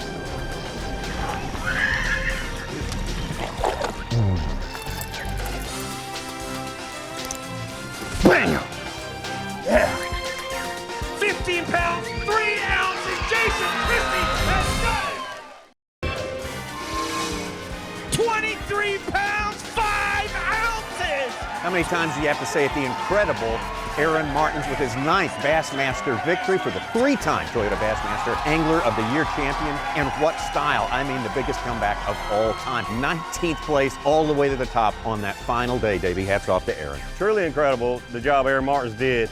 19th place, he set an all-time comeback record. Records are made to be broken, but this one probably will not. We had 50 guys fishing on the final day, normally have 12. Aaron came back from 19th place, blindsided a lot of these guys. All right, we leave Champlain now. We go to another, as we called it, bucket list place for the final event of the regular season.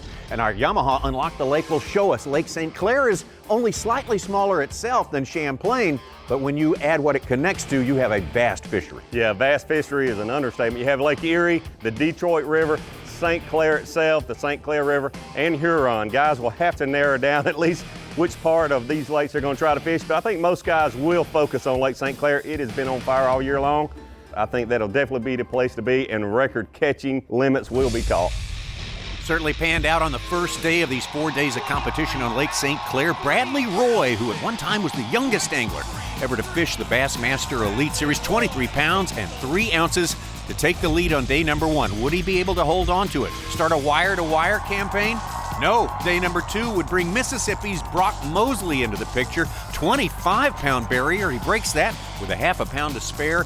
Brock Mosley takes the lead into day number 3. Yeah, having the lead on day 3, you want to have a plan A and a plan B, something to fall back on. Brock Mosley, a bright young star in our sport, that's for sure, and he does have a plan A and B. A lot of pressure on him today. He went to plan B, put a limit of fish in the live well, flipping docks, fishing along these seawalls, that sort of thing, to just get a solid limit in so he could settle down and go back out on the main lake and drop shot a little later in the day. He's been able to catch those bigger fish each day, and those are the ones he's been able to take to the scales. And both afternoons I've had a good bite. We got 3 hours, plenty of time. Just need a couple of the right bites. But we need 2 more good ones. Need 2 good ones. There he is. Oh yeah, good one too. Big one, coming up. Big one, big one, big one. Watch out, watch out. Please stay on.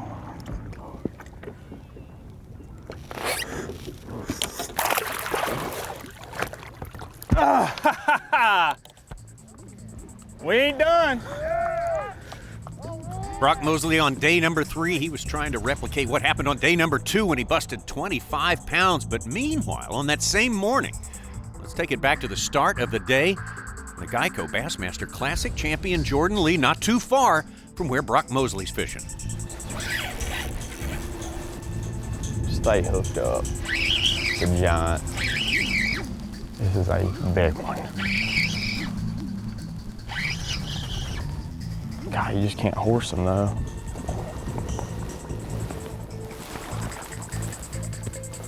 Oh, come here.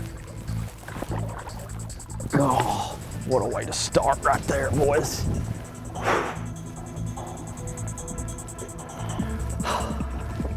Look at that one. That's every bit of 5 3/4. Good Lord, what a fish. Gosh, that's a 6-pounder. Oh my goodness. Gosh, what a toad. Oh my goodness. Man, he tangled me all up. I do not care. Oh my gosh, I'm shaking. Oh, that'll wake you up in the morning. Yeah, that was the perfect wake-up call, and in fact, the start of a very productive day, as everyone gathered around at the weigh-in would find out. Looking for 22 pounds, 5 ounces to take the lead. 25 pounds, 9 ounces! Jordan Lee once again crushes him on the Elite Series. The Carhartt Pro is your brand new leader. So Jordan Lee cracks the 25-pound mark to take over the lead after the 3rd day of fishing on Lake St. Clair, and there he takes the 3.5-pound lead into the final day ahead of Jason Christie, Brock Mosley hanging in there, Mark Daniels Jr., a well-performing rookie, and we'll see what happens on the final day.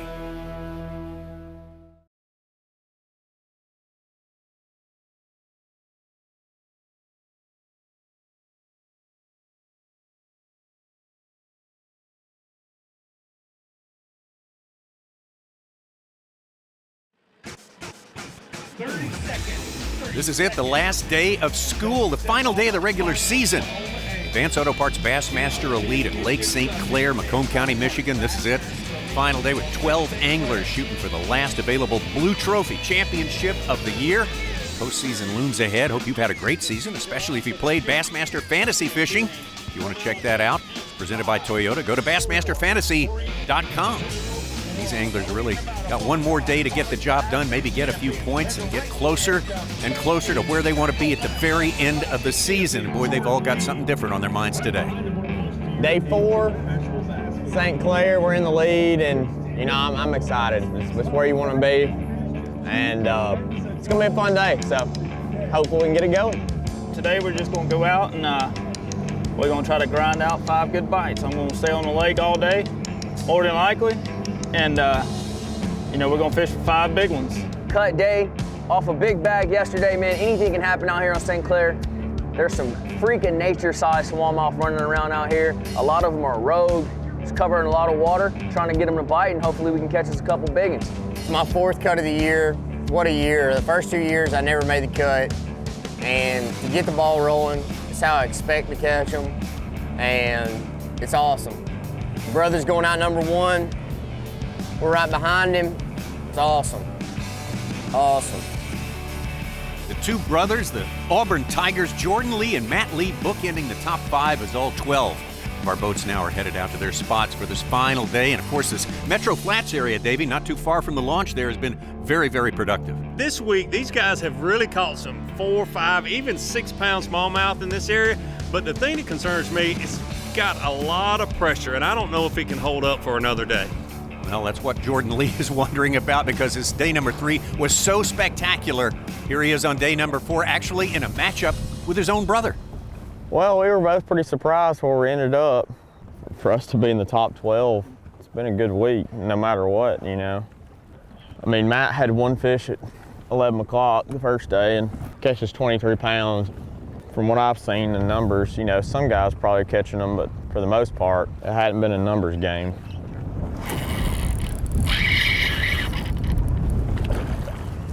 Come on, baby. I would love to have you.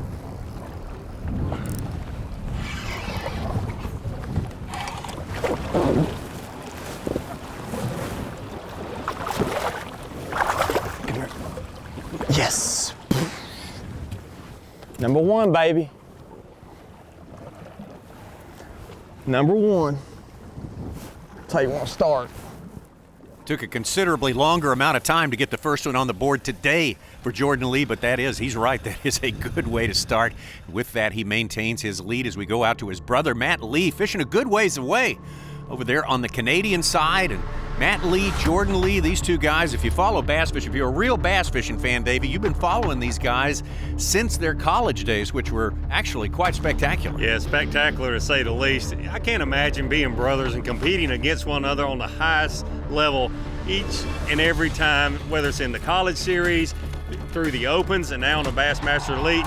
You're battling with your brother, and they've both been very, very successful. And it was actually Matt Lee was the first to win a classic bracket matchup against Jordan Lee. Matt was the first of the two brothers to qualify for the Geico Bassmaster Classic, and that was back in 2012 to fish the 2013 Classic. So Matt Lee has had his high points as well. We've got, what, 5 hours left, and really need to catch 4 fish. It easily happened in the last 20 minutes, too, so I feel really good about it. This wind's gonna have them biting, and we're anchored out here. We're gonna lay the hammer. Biggin. Big biggin. Stay on there. Oh my gosh, what a smallmouth. Oh my gosh. Oh, come on, don't you throw it. Just gonna see the boat and freak out.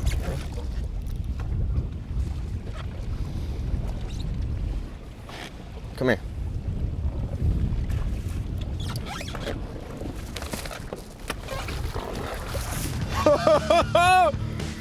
Woo! Not even as big as I thought, but hey, now we rolling. Give me some skin. A little late start, but we rolling. Gosh, you got it deep too. Jordan Lee with 1 keeper. Now Matt Lee with 2 keepers puts him all the way up into second place, right behind his brother as we head out to Brock Mosley, the man who caught 25 pounds and had the lead after day number 2. The wind does affect, you know, how I feel my bites, you know. There's no grass. It's hard to tell the difference between a bite and grass because, you know, my drop shot weight's down in the grass and, you know, I'm kind of having to drag it a little bit.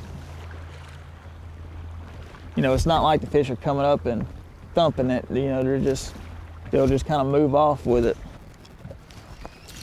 There he is. We finally got a bass.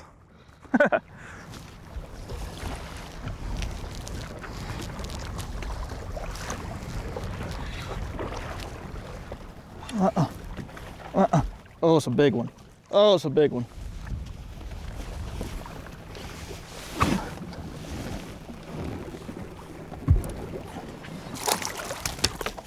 Golly, he come off in the boat. Woo! Holy smokes! Wow, how do you explain that? It come off in my hands and I caught it. Golly, I can't believe that happened. That's unreal. That's when you know you're living right.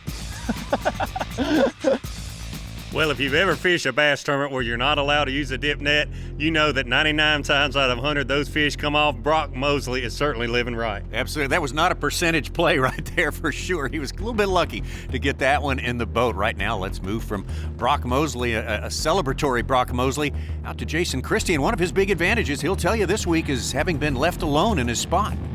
It's the only place I got. I mean, it's not places. I'm fishing 10, 15 stretches, you know, in this 2 to 3 mile section, but this is where I've caught all my fish, and this is where we're gonna fight at. Caught a 5-10 yesterday, and I hadn't seen one, I don't think, over 5 pounds. I've seen a lot of 4-pounders. You know, St. Clair's got so many 4-pounders. A lot of lakes you want to catch a 3 to 3.5 to 4-pounder gets you above everybody else, but not here. A 3-pound average gets you last place.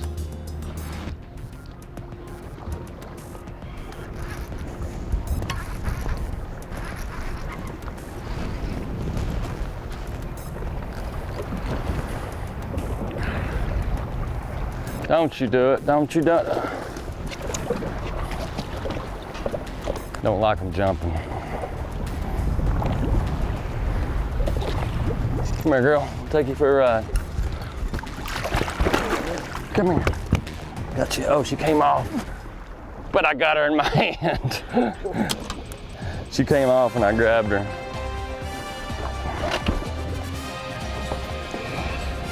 God, he choked it.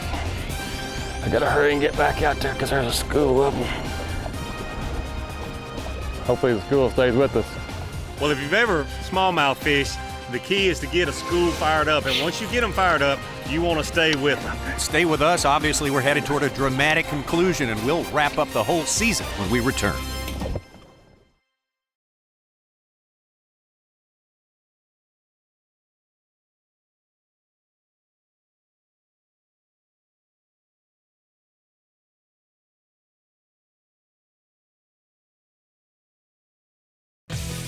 The Advanced Auto Parts Bassmaster Elite at St. Clair is brought to you by Triton Boats,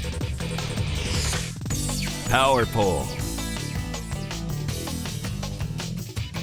Nitro Boats, and by Mercury. Final day of the Advanced Auto Parts Bassmaster Elite at Lake St. Clair. There's your unofficial score at this point. Jason Christie having taken over the lead from Jordan Lee and working in a spot he's been by himself most all week, Davey. Well, I've been fishing Lake St. Clair on and off for about 20 years now, and Jason Christie is using something that has always been a mainstay at Lake St. Clair. He's using a 4-inch Yum tube, green pumpkin color, with a 3/4 ounce jig head in it. The bait falls fast, and you get these fish to react. The ones that are just laying on the bottom and that really aren't actively feeding, once you get them fired up, you can keep them going, and that's what Jason Christie has been able to do. He's been fishing this one general area, and that changes from year to year, and Jason Christie has really found out where these bigger fish are wanting to be.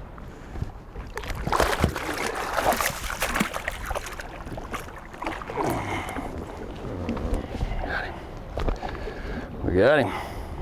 Jason Christie catching them with regularity and landing just about all of them as well. He is plowing through this final day.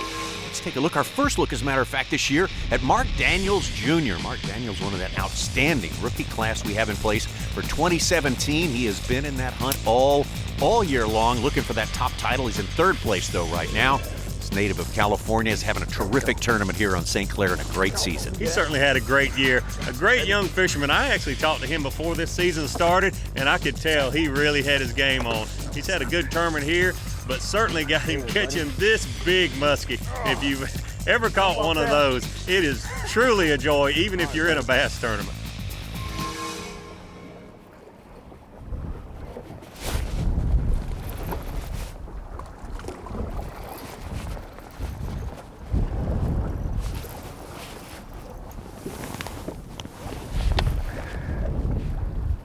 Don't jump. Don't jump. No, don't.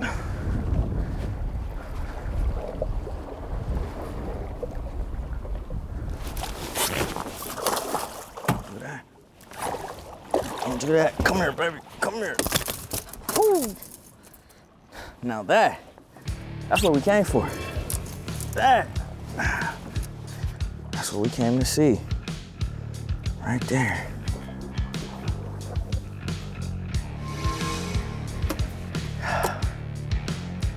Bam.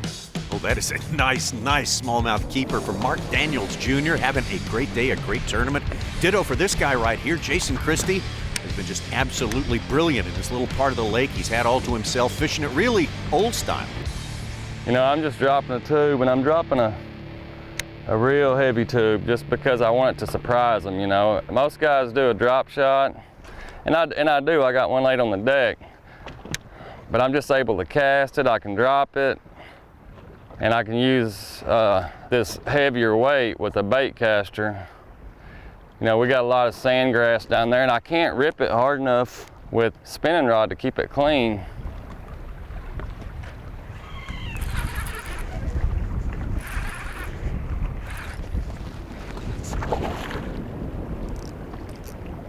This is a part of the show that's going to be edited when it takes like 5 minutes to get one in.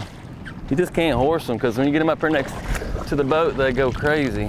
It's like he's doing now. He'll definitely help.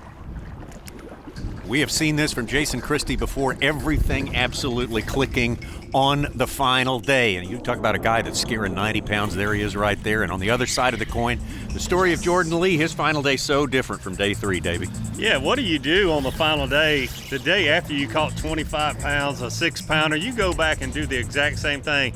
But I was really worried for these guys. A lot of these guys fishing around one another, if they could withstand one more day of pressure. And so far, it doesn't look like.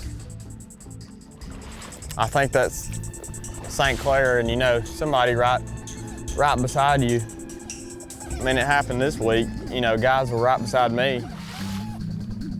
Somebody right out here, you know, you could win the tournament. You know, right out there. Or this lake will drive you crazy. It hadn't driven me crazy the last couple of days, but today it's tested my patience.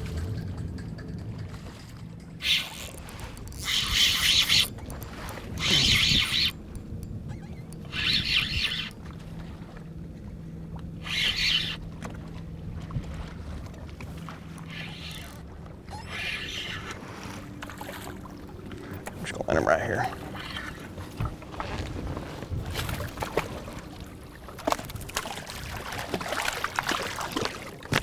You son of a... Gosh. Oh, don't let that one come up. Jordan Lee really needs this one to come in the boat. That'll make his 3rd keeper, and so little time left in his fishing day, it's really, really unlikely he's going to even approach the weight he had on day number 3.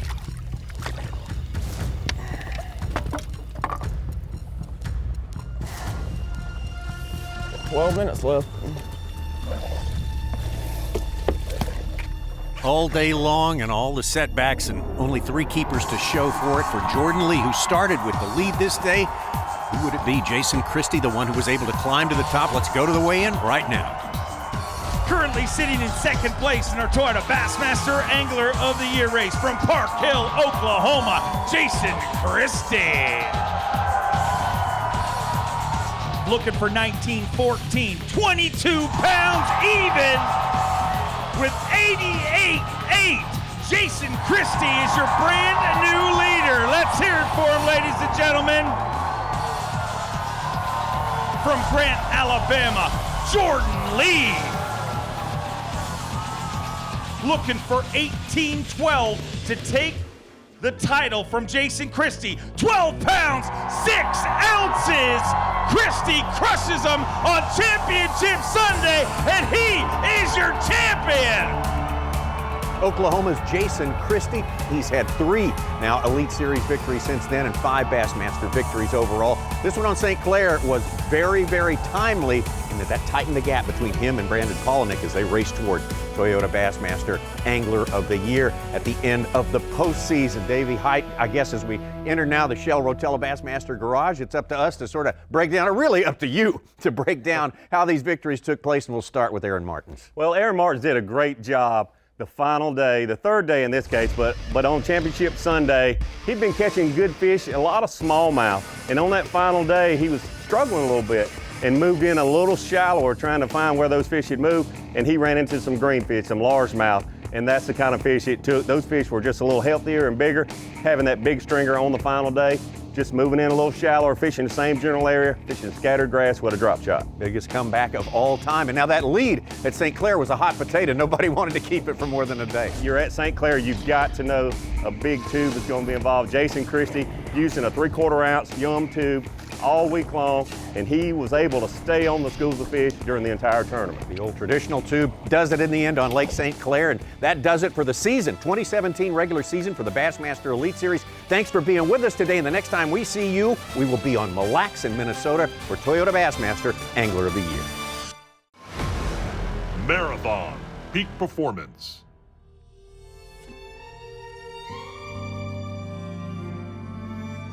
It's almost like starting a new career.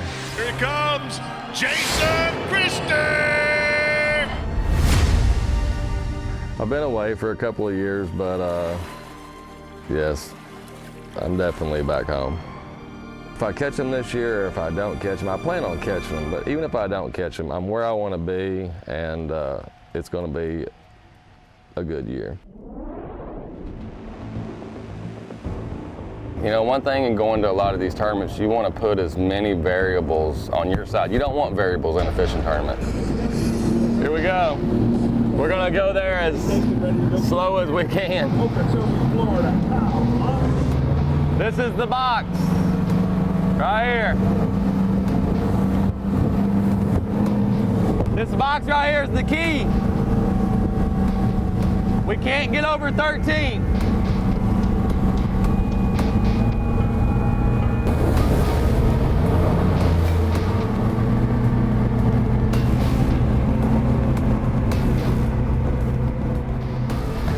And I just feel like this week, there's a lot of variables. You know, I have to get there, I have to, 2 hours away, I have to catch fish, and I have to get back without hitting something and to top it all off. I'm running on fumes when I get back. So we're running, you know, 2 hours there, 2 hours back at 30 to 35 miles an hour to conserve fuel. So there's a lot of variables, but nowhere else that I'd rather be than up there. So we're gonna go and just hope that we make it back. And I'm just gonna try to control what I can control. Hopefully we boat every fish that bites. Hopefully we get some bites.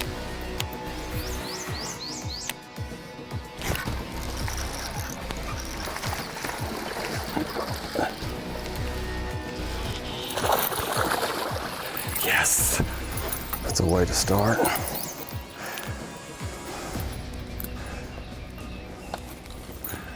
Fat.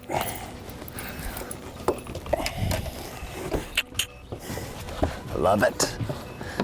Give me some dirty water, give me some logs, and give me a spinnerbait.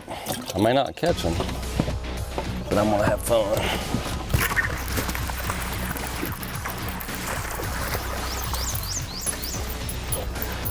Number 2.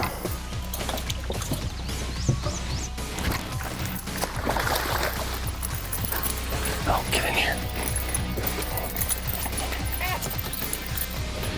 Number 3.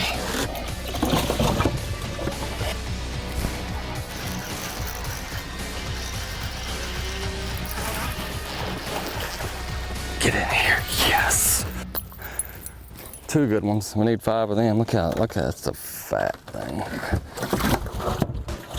think we got 4. I know we got 4.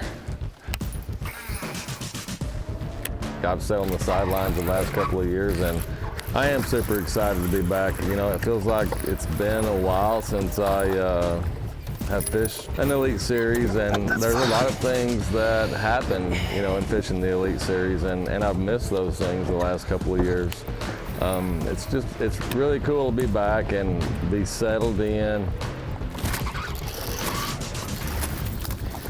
It's gonna be a fun season. Yes. Another fatty.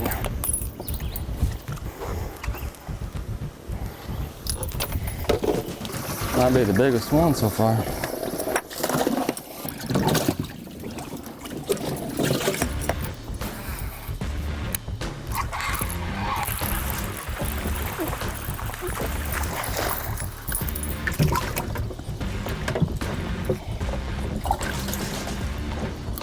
Most definitely.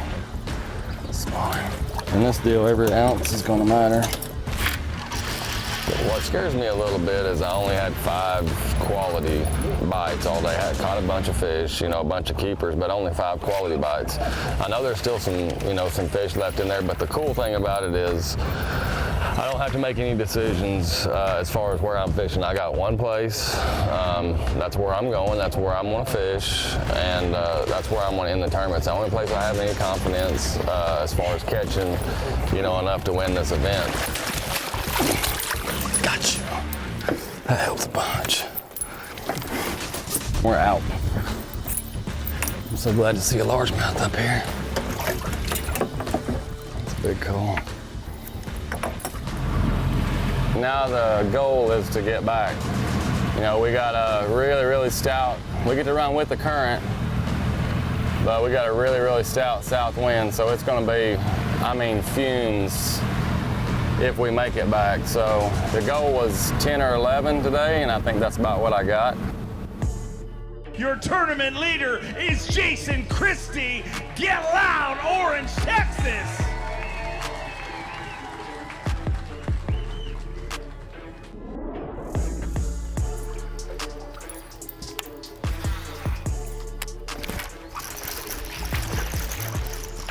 Gosh darn it. I mean, he hit it on the bank. Dang it. Yeah, we had a rough day 3. You know, I consider it rough, and we still caught a limit. The water rose, but still had chances to catch 10 pounds. And, you know, I struggled all night, all evening with the decision on what to do. And I'm going to go back. You know, if I stay close and fish, and then I learn that the water fell up there, then I wouldn't be able to sleep the rest of the week. So I'm going to go back and hope that the water is if it hasn't dropped, it's dropping. And if it doesn't, then you know, we're going to obviously change up something. But I just have to go. I mean, that's what's got me here. And you know, a bad day of fishing yesterday, and still had a chance to catch 10 pounds, which is about the norm here. You know, if I get up there and fishing is good, and these fish have acclimated themselves, then it could be. You know, it could be one of like the first and second day. So really just got to trust your gut, and my gut says to make the run. Well, we have arrived, and exactly what I didn't want is the water is even up higher than it was yesterday.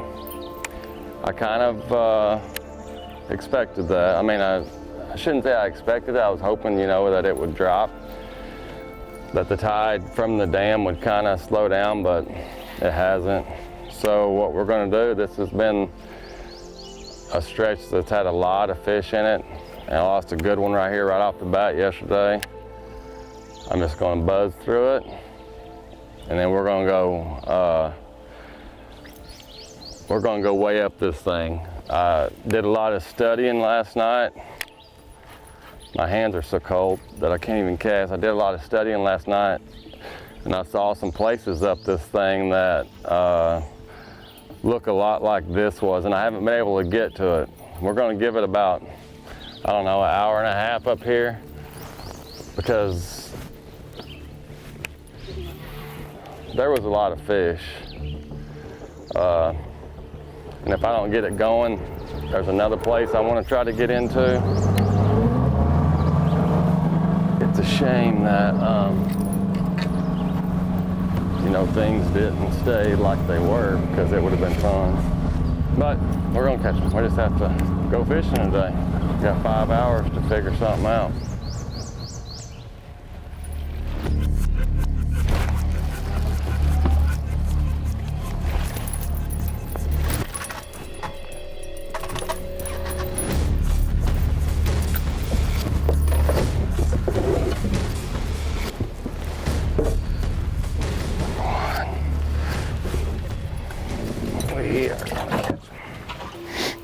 Need to move up, and we need some largemouth to live up here.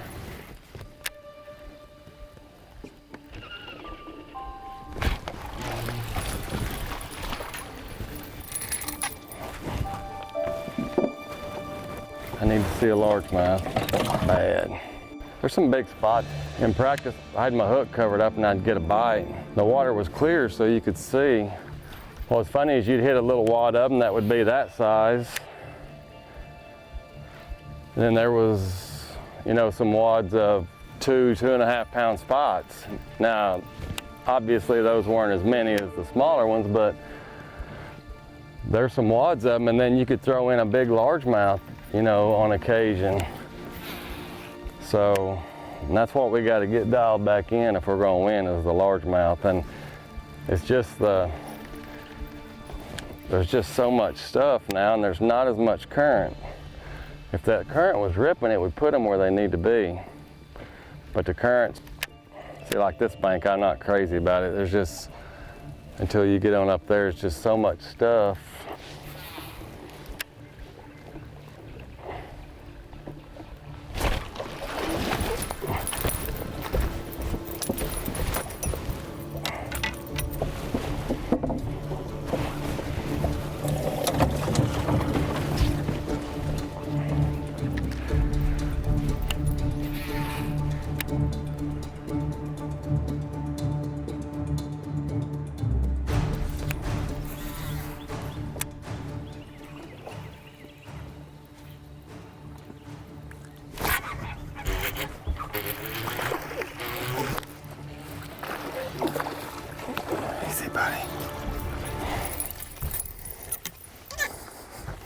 Best thing about that fish is it's green.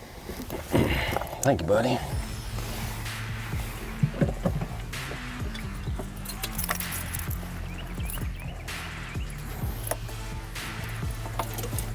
That's four. That's four. We got one, really.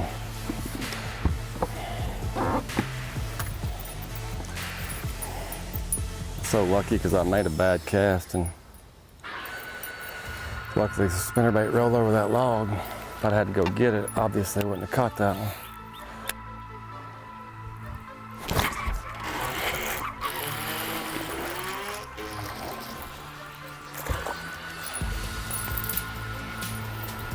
He's little, he kind of kicked my butt. He's 12, but he ain't much of 12. Red will go back. That's 5 for about not very much. But you know what? We're back into catching them. We're getting some bites. We ain't catching them. One of the toughest things to do as an angler is to qualify for the Elite Series. And I've been fortunate enough that I've done it twice. This year in qualifying through the Opens, there was a lot of pressure. You know, in the beginning, it was more so to try to get in the Classic, and then, you know, things started to materialize, started leading the points, and I've always told myself, and I tell other anglers, at the end of the season, you want to have options. That makes you more valuable as an angler, as a businessman, and that's what I wanted, was options. And once I started seeing, you know, the chance to re-qualify and get back in, you know, I started falling back in love with the format and the guys around me. You know, and mid-season I knew that's what I wanted to do, and that created a lot of pressure. It's very, very tough to qualify through the Opens. I'm not saying it's impossible, because I've done it. A lot of guys have done it, but it is the cream of the crop for sure. Rise from the Opens.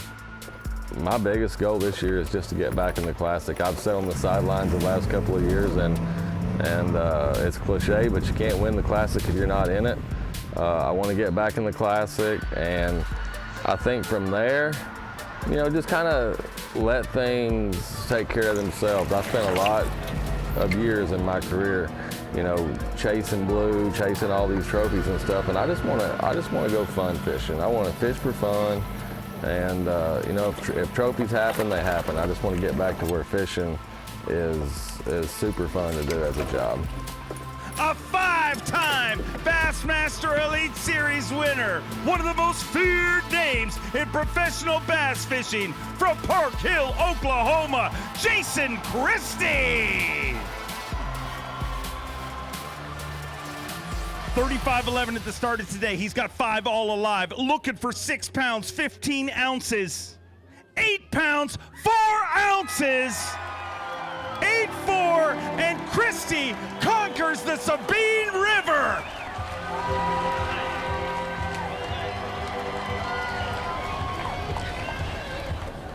Oh man. So for you guys that don't know, a couple of years ago I was in another place. Last year I did one of the hardest things to do, and that is go to the Bassmaster Opens and requalify to get back to the Elite Series. And I worked my butt off all year long, and I was fortunate enough to get back here, and standing here under these circumstances, looking at everybody, this is exactly why I came back. And I won't be going anywhere anytime soon. Christie conquers the Sabine River, and 4 events into his return here on the Bassmaster Elite Series, he once again hoists the coveted blue trophy. Orange, Texas, you guys overcome, you guys over-deliver every single time, and you guys are the all-time Bassmaster Elite Series record crowd, and we love you. We'll see you again.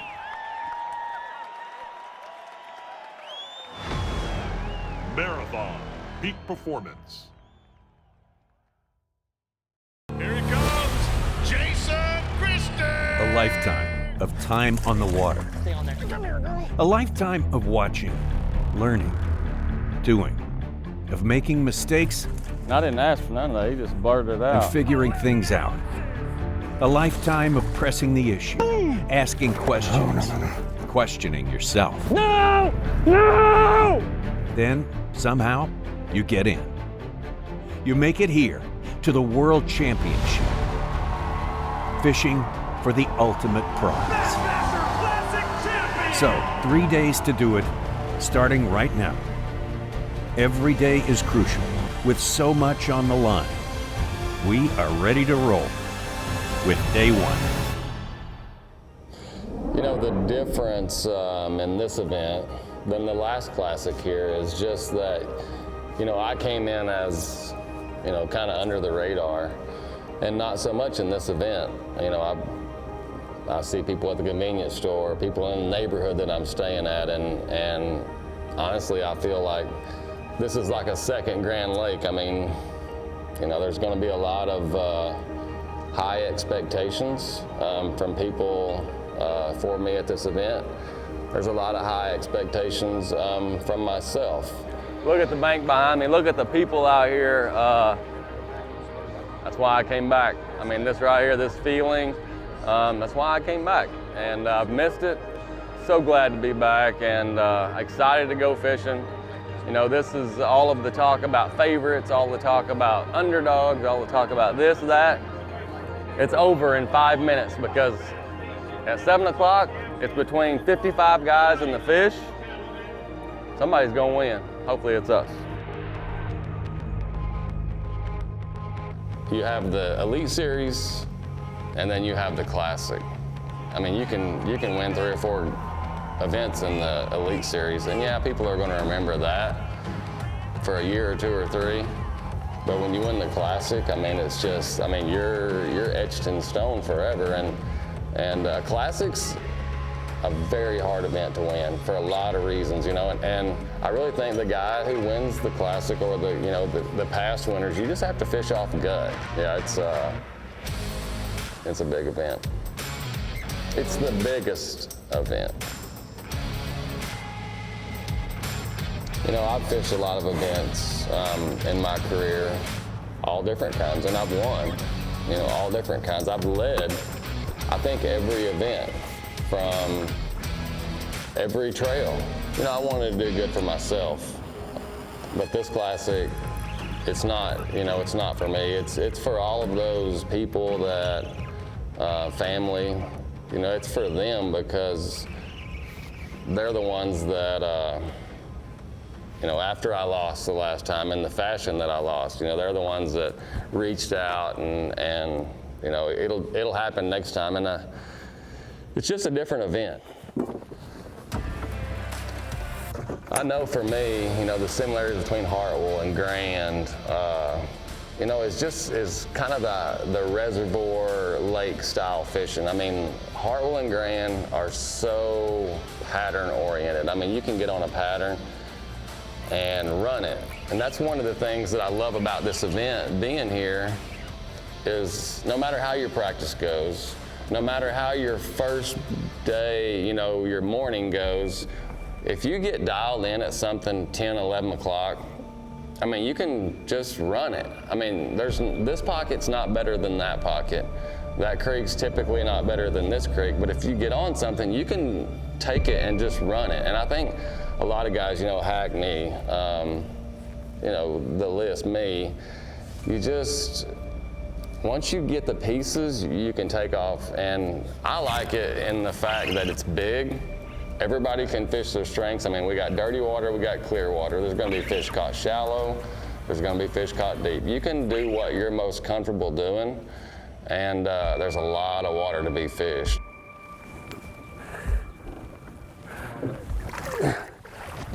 Well,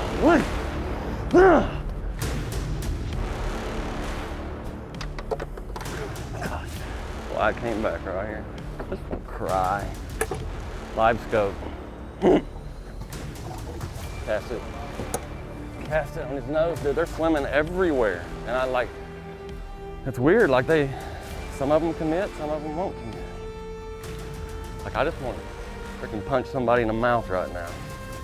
Myself.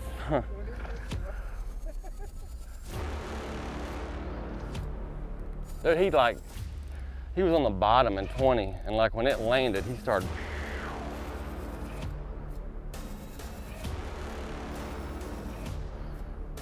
That's one less bite we gotta get shallow. Dude, fighting with the spinning rod is just, to me, is like, I just want to like, pull them on in.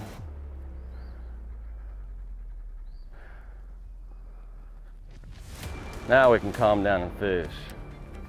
I wanted to catch some fish just to kind of get everything rolling, you know, and calm down a little bit. And I was expecting just to catch a limit, and I catch my biggest fish of the day. And I usually not one to show emotion much, but it felt good. And honestly, when I caught that one, I was just like, you know, these guys better watch out, because I haven't even started doing my deal yet. And it just felt good, you know, to get everything rolling and get back in the routine.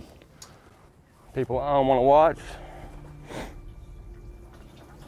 This is what I'm looking at. Right there. We're just river hunting in a parking lot. You know, I wanted to, even though this is my, I don't know, 8th classic, 9th classic, I don't even know what it is anymore, but you still get those morning nerves, you know, and I just wanted a place that I could get me some fish and potentially, I mean, I didn't come in here to try to catch a limit. I came in here because I thought I, you know, possibly could get 2 or 3 good ones, but just get some fish. I don't want to go to that shallow stuff too early. They haven't fully committed to the backs yet.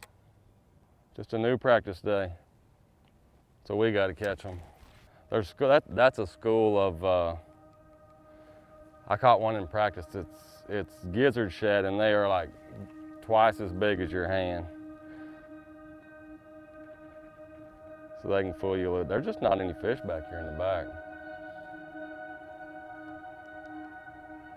Big one.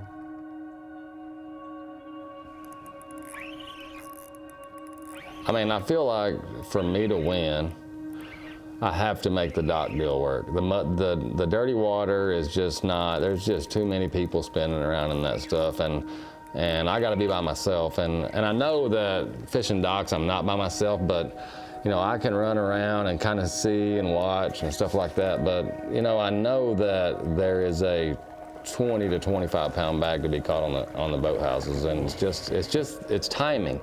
And today I just really never got in a groove. It's hard to get in a groove when you go an hour without a bite and then you catch 2 off the same dock, and then you go an hour and a half without a bite and you catch 3 off of the same dock. It's just hard to get in a groove. And I kept fishing, you know, too much stuff rather than staying on the deal. And And you know, at the end of the day, I pull up to a dock, caught 2, and that's what I'm all in. That's the only way I feel like I can win the event. I'm still a little confused on what they're doing. I mean, where the big ones are. I mean, these fish are grouped to size on these docks. So if you get on a dock that's got, you know, you catch a 4-pounder, chances are you're gonna catch a couple more around there, or a 5-pounder, but I just never hit that group today. But like I said, I probably fished 10% of the right kind of stuff that I wanted to fish today. So I want to get in that 80, 90, 100% tomorrow. And like I said, I'm here to win, and that's the only way that I believe that I can win. Probably knowing these fish at the dam. There's one laying right over there, 2 of them. See them? Underneath those chairs.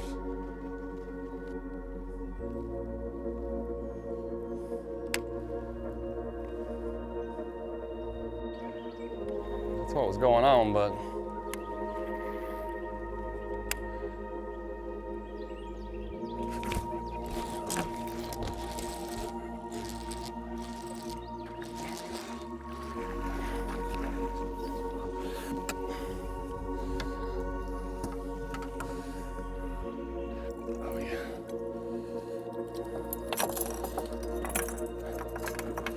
how many docks we fished? And we catch 2 off the same one.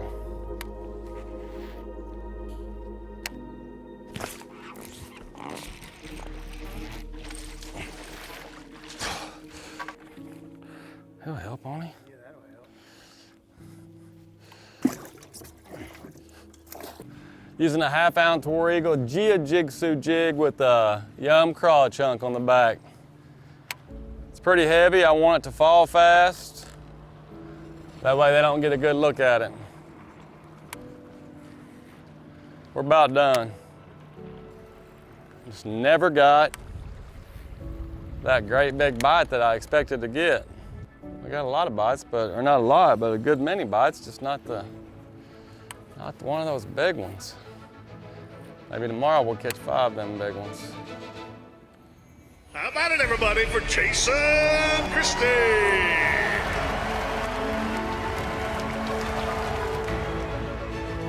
17 pounds and an ounce. He moves inside the top 10 in 6th place currently. Let's hear it for Team Yamaha's Jason Christie.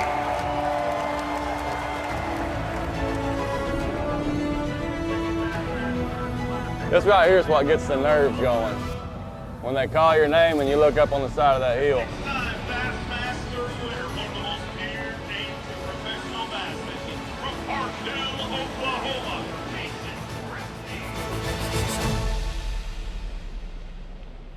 I don't go in with a lot of thinking. I go in, you know, 2 or 3, 4 good things that I'm good at, and I want to find them doing that. And if I can find them, you know, locked in, don't think about anything else. You know, try to target big ones all the time, because at no point during the event do you ever think, hey, I just need to go catch a limit. So I love this time of year. I mean, this pre-spawn, you know, moving up, that's my favorite time of the year. After seeing what I saw shallow yesterday, I just need to hang out a little more in here than I've been.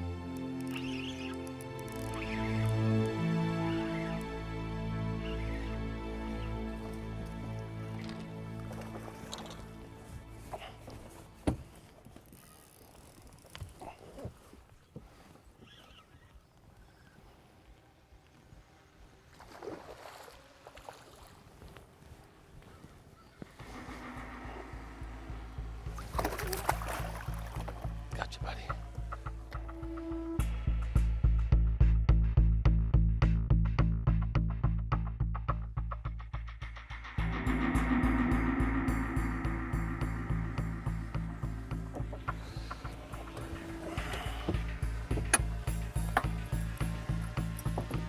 It's a fat one up there, baby. I'm so thankful that I have that area to start off, and I almost didn't even go there the first day, you know, just I have an area where I can roll in and catch some fish, and there's a lot of fish swimming around there. There's, you know, more little ones than big ones, but it just calms me down.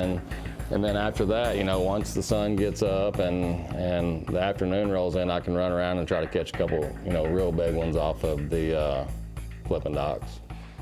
Everybody's throwing swim baits. Everybody's throwing, if there's a new little bait, just, we don't even have a name for it yet. Yum bait, 3.5 inches, just a slick body. And what I'm able to do on live scope is keep it right above their nose. You know, no paddle tail or anything, but I've got two, you know, okay fish. They're swimming around. I just got to get one of them big ones out of here. Really just kind of skirting around, looking. The problem is once you make a cast, once they see your bait in the morning, or you catch one out of a school, it's a lot less likely. It's better chances to move on and find new fish.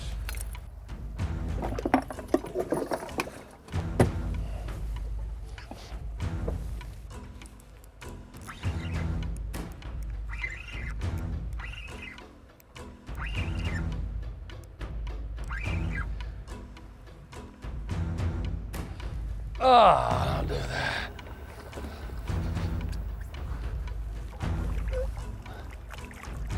Got him.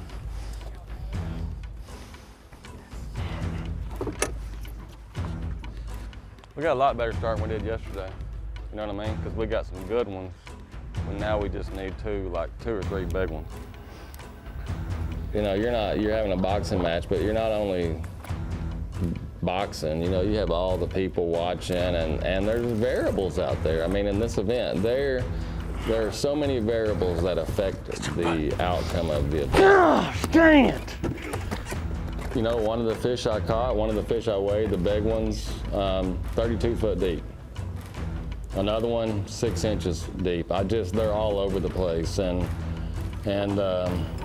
you know, that's one of the reasons I came back to this, is you only have to catch 5. I don't think that I'm the best fisherman ever, because I don't catch a lot of fish, but I got a hold of 5 good ones today. And I was saying yesterday I lost one, but I caught her today. 3 chances and I finally got him. Well, we're in day 2. Fishing was a lot tougher. I mean, a lot tougher. We didn't get but 4 or 5 dock bites, but we got 2 of the right ones. You know, I don't know how it's going to shake out as far as today, but I feel like we're going to have a shot. You know, one of those magic third days, go out and catch a big bag, and we have a shot. Like I said, I have no idea what everybody else caught. We might be in 20th place, but I kind of feel like we're going to have a shot come tomorrow.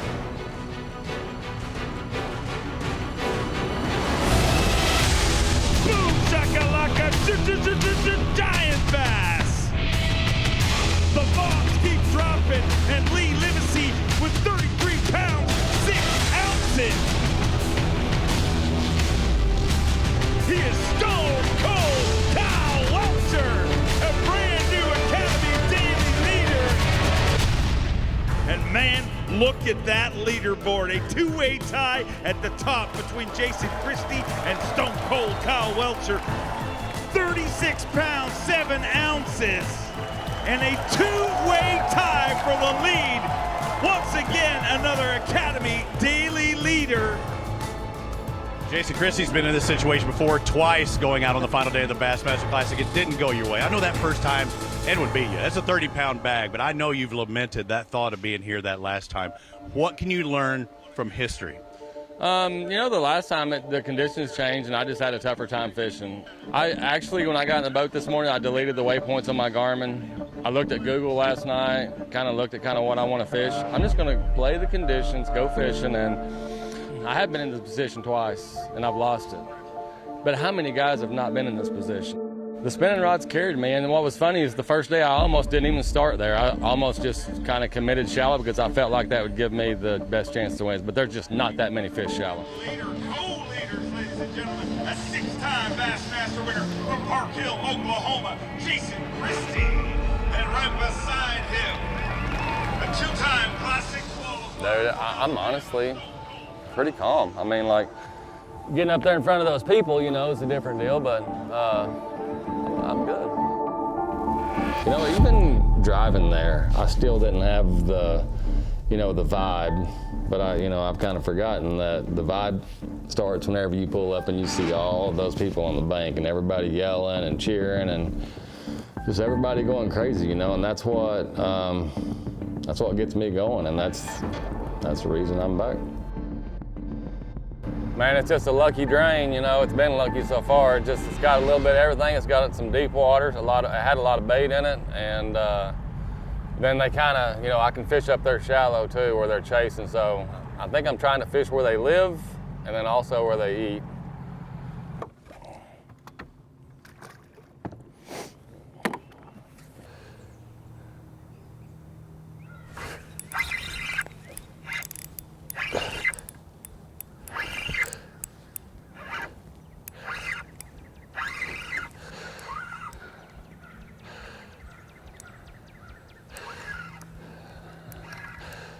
I don't have any idea.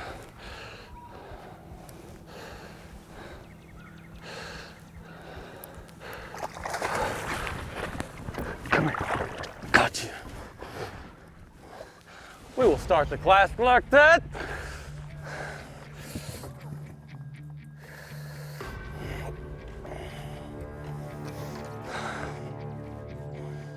Golly, can't even talk.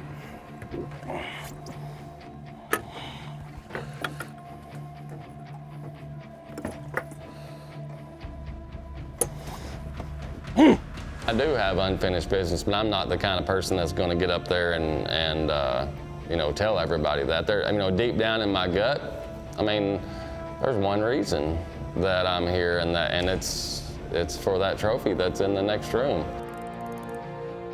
Like, they lay right against the bottom. I'm just trying to fish before I start looking, because if I look, you know, these bigger ones seem to be right in the center. If I start looking, I start casting at ones I can see, and I think the bigger ones are right out here in the middle.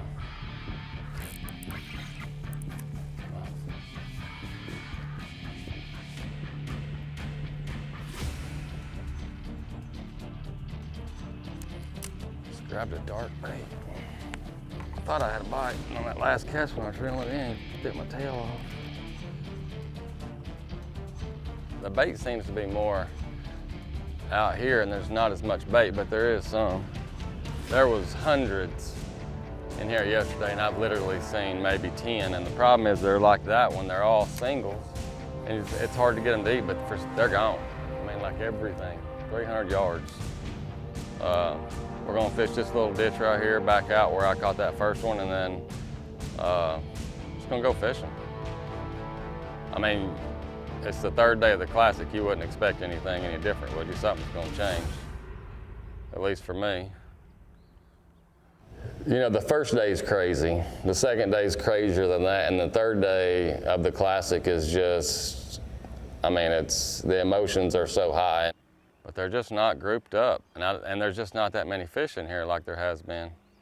And it's weird, something different happened last night, because there's leaves and trash everywhere. It's like they ran a bunch of current last night. I sure would think, though, if they're gonna come out of here, they would hold up right here where this ditch is. Boy, you would think a dock this big would have multiple fish on it. Well, my flipping's a lot better today. Right there, I'm gonna go ahead and fish these last two. But like, it's the shallowest ones, you know, and it doesn't matter really if it's in a pocket. Like that one yesterday, the bigger one come on the main lake. This has to be shallow. Shallower the better. These ones that don't have a walkway or a float underneath that walkway kind of lets them, these real shallow ones, they can kind of be anywhere. Take a lot longer to fish. The jig I used yesterday, I had T-boned a bunch of docks with it, and I knocked a big chunk of lead off of it. Just putting one on, brand new one. As long as we don't hit 150 docks, we'll be all right the rest of the day.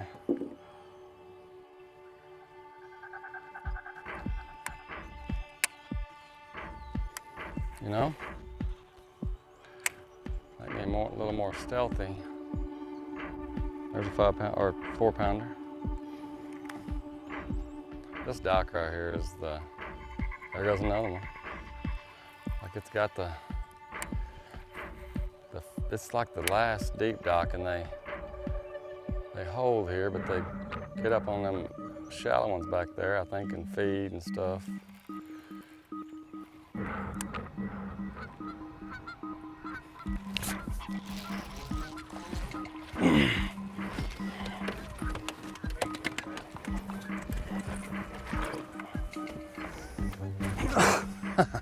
Sometimes you just catch one and you just get excited.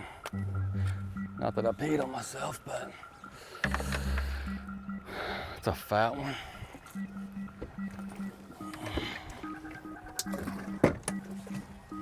Dude, I mean, like, just gotta stay with it. I mean, just gotta stay with it. As soon as you think that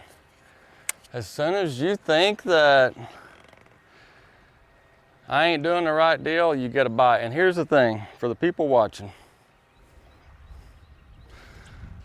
the right fish live under this stuff. I've seen them, caught them.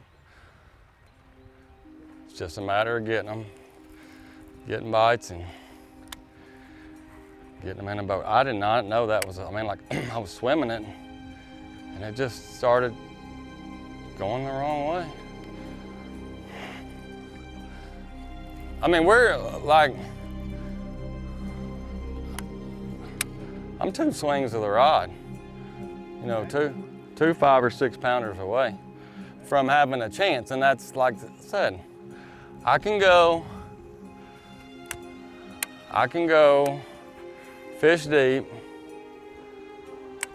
and not have that much confidence, or I can stay locked in and just to know that if I get that 1 bite or 2 bites or 3 bites, they could be the right ones. I wasn't gonna fish this other side, but like I said, sometimes there's more than one. For me to get bit, I have to make them react. And to make them react, they gotta be shallow.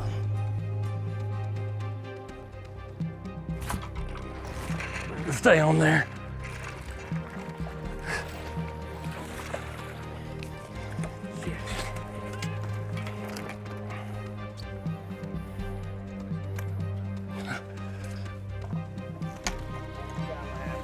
Dude, that guy, I don't know.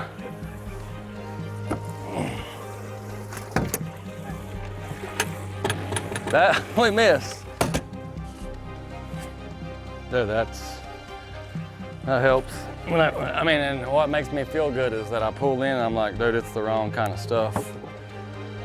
But that's just what they want, the shallowest thing. It doesn't matter if it's deep, it doesn't matter if it's, I mean, the shallow stuff, they want that, but it doesn't matter if the pocket's deep. I mean, if I fish something new, you just fish it with a fresh mind. I thought he was real big for a second. And you have to have as many chances. I mean, there's some guys that come in here and they fish 1 and they win it, or 2. You know, it's just their turn. But I figure the more chances you get, the better, you know, the odds are, and for you to win, or for me to win, and that's why I came back. You know, that's the one thing. You know, you put the family aside. That's the most important thing right now, is to get that trophy.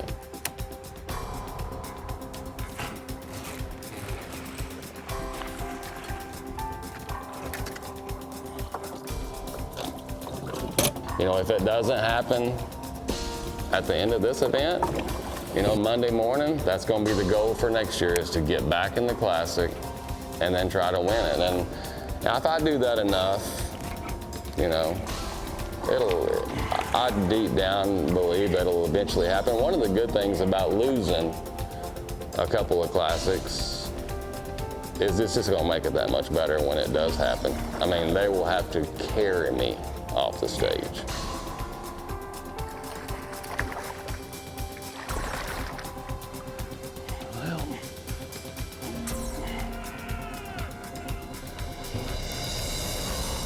I think I finished 7 classics. I have fished 7 classics, and I've led, what, 4 or 5 days. I've led a lot of days except for the last day, but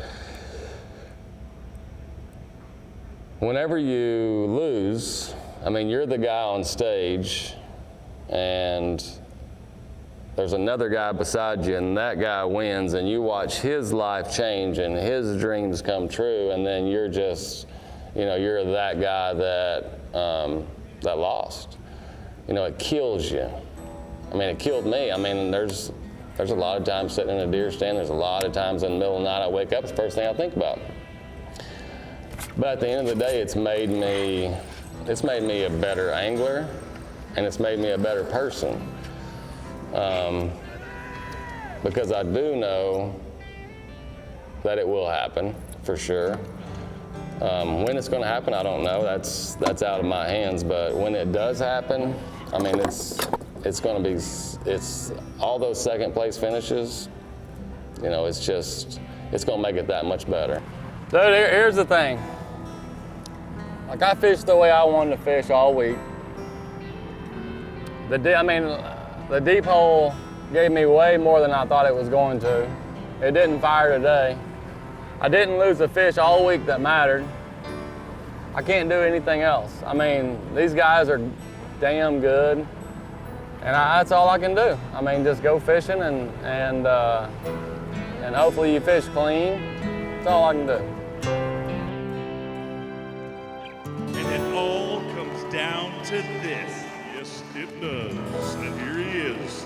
Make him welcome from Hartwell, Oklahoma, Jason Christie. No second.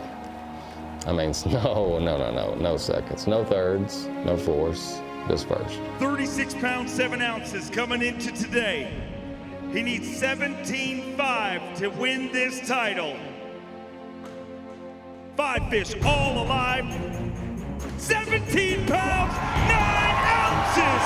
And finally, Christie conquers the Classic. Jason Christie finally conquers the Bassmaster Classic.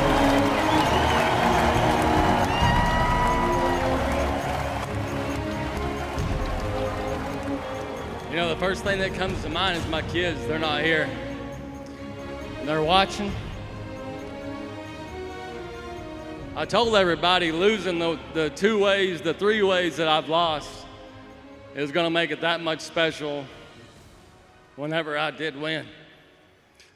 You know, my family shows up, my parents, my future family's here, and I'll tell you this, when I came through that door, I thought I'd lost it again.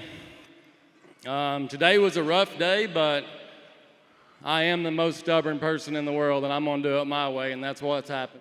And you guys around the lake, you guys here, we don't make professional bass fishing. We don't make Bassmaster. You guys make Bassmaster. You've been waiting a long time for this. I'm going to welcome Hank Cherry, our defending champion, out to do the handoff.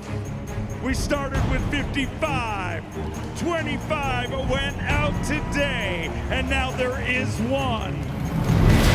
Finally, Christie conquers the Classic! Your 2022 Academy Sport and Outdoor Bassmaster Classic champion, Jason Christie! Team Christie conquers the Classic time after time. The Bassmaster Classic eluded him, but no more. There's a lot of shiny trophies to win in this sport, but there is 1 title for the rest of his life. Jason Christie is a Bassmaster Classic champion.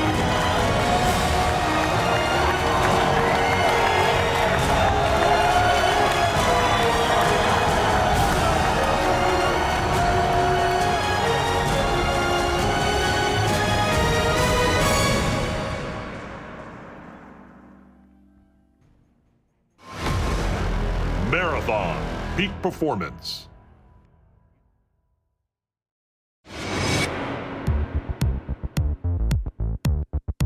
Well, obviously on Chick, you always want to just catch as much as you can catch. 20 is kind of the bar there. Anything over that, you know, kind of keeps you up there in the top. You know, I was pretty disappointed, honestly, the first day. I just never had that big bite. But I kind of dabbled around a little bit in a lot of the stuff that I was fishing. And the first day was where I learned a lot. Fishing for spawners, you're gonna have some that don't connect. And I have a rule that I never follow up with the same bait. So I would pick up a jig and catch those fish. I mean, it was the same setup as the Classic. You know, the Jason Christie pitch and stick from Falcon, Lou's skipping pitch and reel, 22-pound sunline, spinnerbait setup, Falcon head turner, Lou's hyper mag, half-ounce covert, single Colorado, chartreuse white and blue with a Yum swimming dinger white on the back. And that is, both of those setups are setups that if we go anywhere in the country, like those are the first two that's gonna start on the deck of the boat. A couple of fish the third day and a few fish, or most of my fish the last day on a bladed jig. And the only reason that I felt like I needed to make that switch is a lot of the water had started to clear up and I needed to move the bait a little bit faster. And what the problem was is I wanted to go to a square bill, but there's just so much trash on the bottom and it was picking up trash, so I had to go to that bladed jig, and it was the same setup as the spinnerbait. You know, and I just don't know how today's gonna go. You know, it's getting colder, the water temperature I'm sure has dropped 3 or 4 degrees, supposed to spit snow this morning. I really don't know how the fishing's gonna be. The only good thing that I've noticed is the water is still coming up, and I feel like with that water coming up, it's gonna get those fish, you know, coming to the bank a little more. But I would love to get into that Sunday cut and have a chance to win. You know, be within 2-3 pounds of the leader, and then go out on Sunday, hopefully, and catch a big bag. But we got to worry about Saturday before we can worry about Sunday. I got him that time. Dude, he freaking smoked it.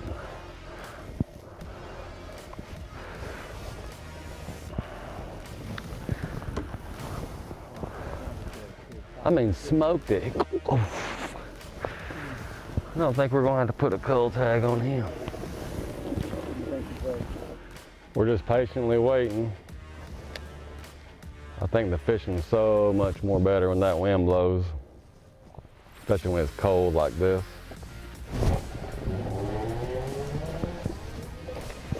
I don't want to be greedy at all. You know, if I never win another event, I've had a great career. I've won more trophies than I probably deserve. But, you know, it's kind of in a hillbilly way. You know, I've eaten top sirloin for a long time, and I got to taste prime rib. And whenever you taste it, you want more and you want more. Do I have more to fish for? Absolutely. I have, you know, number 9, number 2. You know, there was another bay that had just a little pocket in it, and it had 4 or 5 isolated targets, and then there was a rock point. And I'd had a bite in there that I felt like was decent in practice, along with some keepers, you know. But I thought, okay, I can fish that. Hopefully it'll help me a little bit. It'll help. And I literally pull in, put the poles down, make a cast across the rock point, and I have a bite and miss it.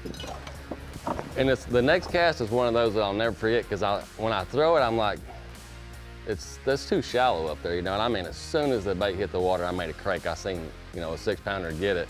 And literally, when I boated that fish, the event changed for me, because that day I went from just hoping to make the top 10 to not only having a chance to win on the last day, but also the wheels started turning in there. But, you know, I got so nervous that I put the fish in the boat. I was like, hey, we got to get back. We don't want to be late. I just skipped the other targets and just got back closer to takeoff. So, you know, that fish right there was probably the fish that changed the event for me. Like I said, not only the weight, but just gave me more ideas going into the last day.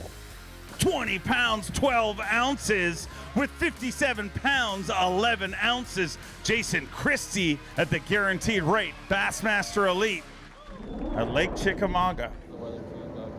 we're in a great position, third place, just a few ounces back. I really think anything that I catch before lunch is a bonus. Most of my fish been coming, you know, after lunchtime, after it warms up a little bit.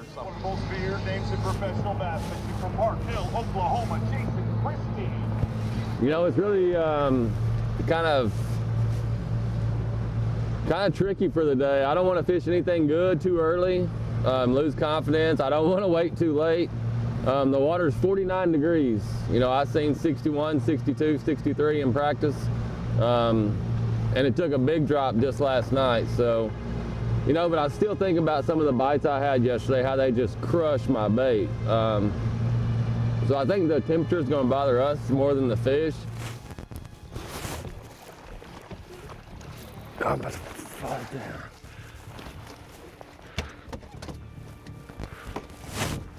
And that's why you started somewhere you never even fished. Safety first, and he hit way out here.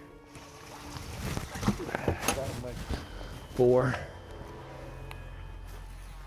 So, you know, there was a stretch of bank that I went to a couple of times in practice, and there would be a local around or a competitor around. I just never got to fish it. And I had fished it a few years ago at another event. And honestly, running up the Wassee, I had a lot of ideas on where I wanted to start. You know, I couldn't make my mind up, and I hit a fog bank, and it was terrible. But anyway, I get through this fog bank, and I open up again, and I hit another fog bank, and I mean, I can't see the river channel buoys, and all of a sudden, you know, I see a boat wave go across, and I knew it was time to pull over, and luckily, I was at that stretch of bank that I was thinking about, and it just made my decision easy. I was like, hey, let's pull over here, let's fish for 30 minutes, let's let the fog lift, and I had fished in the back of that creek the second day and caught a big one, so it was on my list of fish. I probably just wouldn't have started there, but I'm so glad that I did, because once I pulled up to it, it set up perfectly. I mean, with that cold front coming in, it was kind of the first deep water swing coming out. It had some big rocks, it had some docks, and the key was it was shaded for a long period of time, you know, so you could kind of trick them early. Well, trying to feel my toes. My fingers I can't feel. Lost my good gloves yesterday, so that boat ride, and honestly, I haven't fished this bank in practice or in the tournament. The only reason I stopped here was because of the fog. I fished here along 3 or 4 years ago.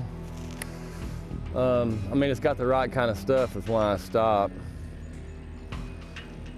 I've been fishing shallower, but with it being colder, I wanted to start on a little bit deeper stuff. The water really hasn't dropped as much as I thought it would. They're biting, they just want it slow.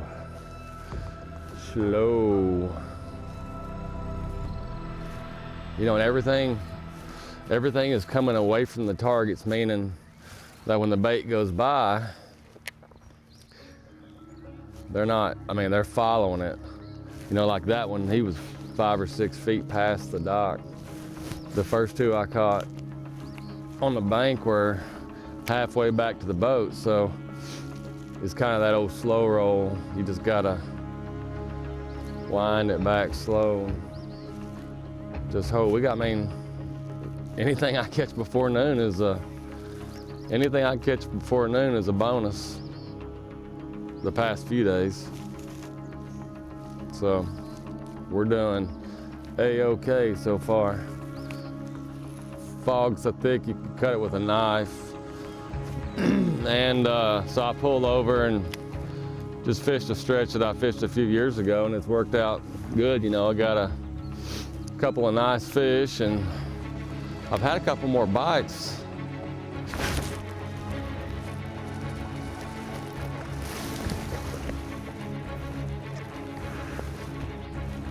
But they're just not getting the bait good. I think they're spawners. but they don't act like it's cold at all.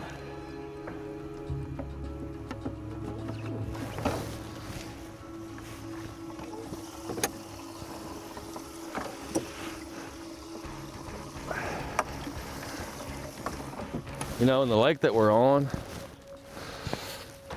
I mean, those just ain't gonna do you no good.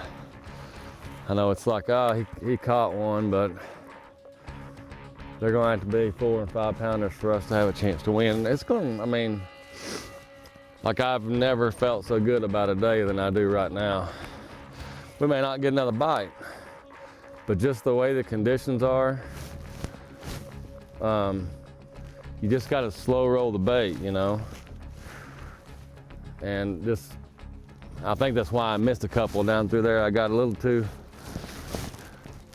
much pep in my step. Got to going a little fast. But, you know, mainly all week, a lot of my big fish are coming just on these nothing bank, or nothing banks, and I think, you know, they're just fish that's wanting to try to spawn a little bit and just get up there. And, you know, a lot of guys this morning are talking about how tough it's going to be. We're just at a time of the year where these fish are starving for sunshine. You know, they want to get up there and shallow as they can and sun before they start spawning. You know, kind of pretend where you think they're going to be at, or guess, I guess is a better word, where you think they're going to be at, and just fish. You know, yesterday late, I pulled into a nothing stretch that had 2 or 3 small bites there. We had to idle out, but you know, I ran in a long ways over 2 foot of water to get to this spot, just a little old rock stretch. And I mean, I caught a 6-pounder in inches of water on nothing. And that's just what they want to do. They want to get up there and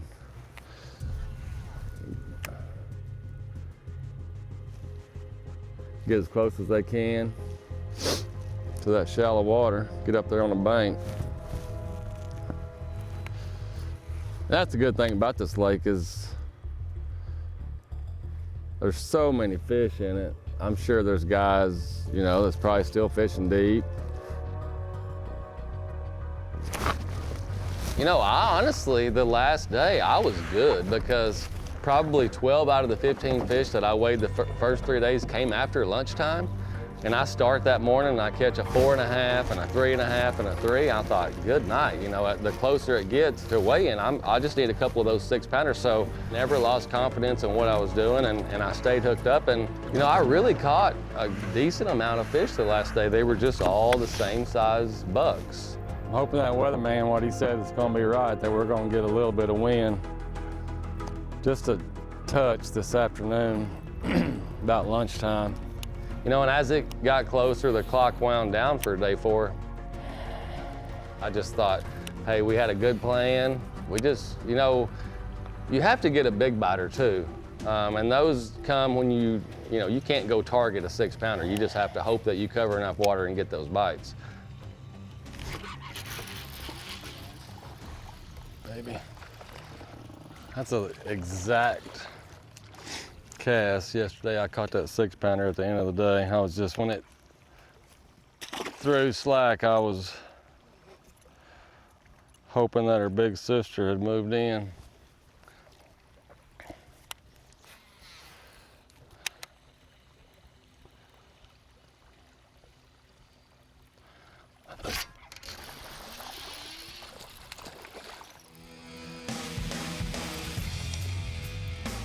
Go 3 hours without a bite and catch 2 on back-to-back.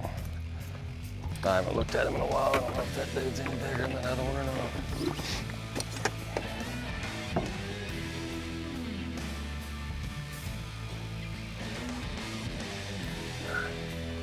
You can tell when you fish somewhere that ain't nobody fished.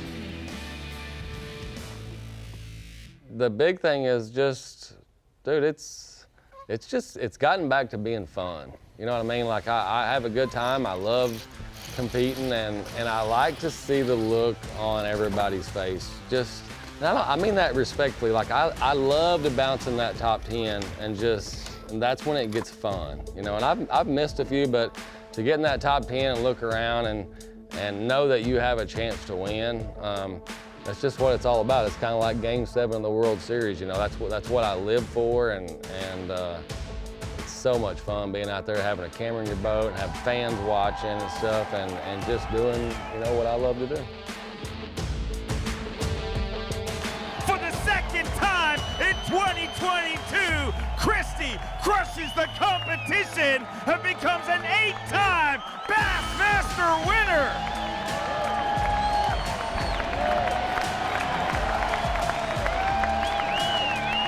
For the second time in 2022, King Kong Christie crushes the competition. Jason Christie, a Bassmaster Elite Series champion, number 8, and it feels great.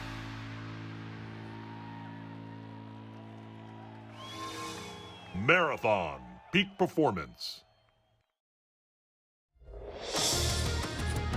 In a tournament like this, every bite matters, and it doesn't matter if it's 8 o'clock, noon, or in the last 5 minutes, you have to stay on point.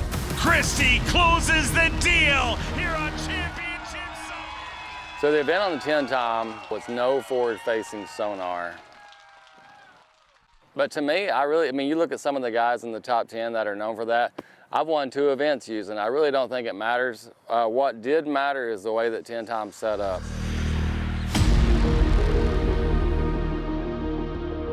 We on the Tombigbee River. I haven't been here. I've been here once, and it's probably 20 years ago. All I remember in that event, it was a summer event, and Greg Bohannon won it. Like, I don't even remember. I mean, I don't even think they had waypoints back then, but it doesn't matter. I don't even know which pool we came out of. So, you know, the problem is just going to be, first goal is to catch 5, and then hopefully we get a good bite or 2. As soon as we catch 5 today, we are headed back. So, kind of want to feel everything out, how long the locks are going to take. That's the goal today, is to catch 5. It's kind of like any other tournament. You go for it, or I do. You know, I just want to be in it after the first day. You know, catch some fish, kind of learn something, and then be able to make some adjustments moving forward. You know, practice, the main goal for me was to get away from everybody. I felt like to have a chance to win, I needed to make a long run. And I spent 2 days practicing up. And when I say up, I mean way up. So the first day I locked up twice, and I thought I was going to catch them, and for some reason they just didn't bite. Just like that. Thank you, buddy. Like, you don't know how bad. It's just a keeper, but we're going to put red on him. Red means the first to call, hopefully. Old spinner jig got us one.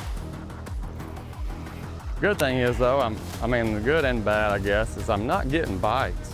Where got bites in practice, I mean, like, I would think these fish are probably spawning. Like, I never got a bite on this little bitty island. It just looks too good. I keep wanting to fish out there in that wind, like on that deeper stuff, just because you would think, you know, the fish that spawn be feeding there, and then maybe some more coming in. I just can't catch them off the bank like this grass. It's way out here. I don't know if it's just the bottom's just so nasty and mucky that they got to get up there next to something that's hard, or they just want to be shallow. I mean, everywhere I've had a bite that I thought was spawning and I'd have a chance to catch them again. Not their case. I thought I could catch a limit of those right there pretty easy, but how many times in fishing does it work out like you think it does? All the tournaments I've won, never thought I was gonna win. When you lock and run so far and you get in a hurry and you don't know when to leave, whenever you run like this, like I said earlier, you miss morning and afternoon bite, you just do. I did not want to stay in those other pools and do circles with everybody else. And they're probably catching them, but I think I'm catching a variety of fish, meaning pre-spawn. I'm catching some fish that are spawning. I'm catching some fish that are post-spawn. And I'm also catching some fish that are on the shad spawn. So, yeah, you can't ask for anything better than that. You know, typically the time, you can pretty much mark it on the calendar. You start seeing pollen, you start seeing some of these trees bloom. These fish are spawning, and no matter what the water temperature is. So, and they're always kind of trickling in. What did matter is the way that 10 times set up. I mean, it's a river system, creeks, stumps. That was one, and then also the fish. You know, we're still spawning a little bit, so that's kind of what I targeted, was that spawning stuff. But Arkansas River, which is where we go next, I mean, it looks identical to this. And I grew up, I cut my teeth fishing that, throwing a spinnerbait, flipping, frogging. So yes, it did set up very well for me. And I was not confident that I was going to win, but confident that I knew how to fish this river. It was just all about finding the right spot. Like, what are you doing out here? You're supposed to be on the bank. You know, fishing the 10 time, to me, you don't have a lot of choices, meaning you're not going to need a deep crankbait, you're probably not going to need a jerkbait. There's a few things, a spinnerbait, bladed jig, swim jig, something to flip with. That's really all I think a guy needs. I'm freezing and I got goosebumps. Hey. The adjustments I made this week, the first day I went 2 locks up. You know, I kind of had I thought I'd found a really good area up there, and I felt like I had a better chance if I got away from everybody. It didn't really work out. I caught 12 pounds, and you know, going into the second day, I knew, and I only caught 6 keepers when I went up there, so I knew I needed to make an adjustment. I'd found another hole here close to the ramp, and I thought, well, I'll go in there and see what I can catch, and literally, I mean, had 14 pounds in the first 30 minutes. So, and what was key in that area was some of the bigger fish I was catching, I thought were pre-spawn. There were females trickling in, not a lot of them, which I think helped me, because if there would have been a lot, somebody else would have found the area. There was just enough females trickling in that I could catch them whenever they came by.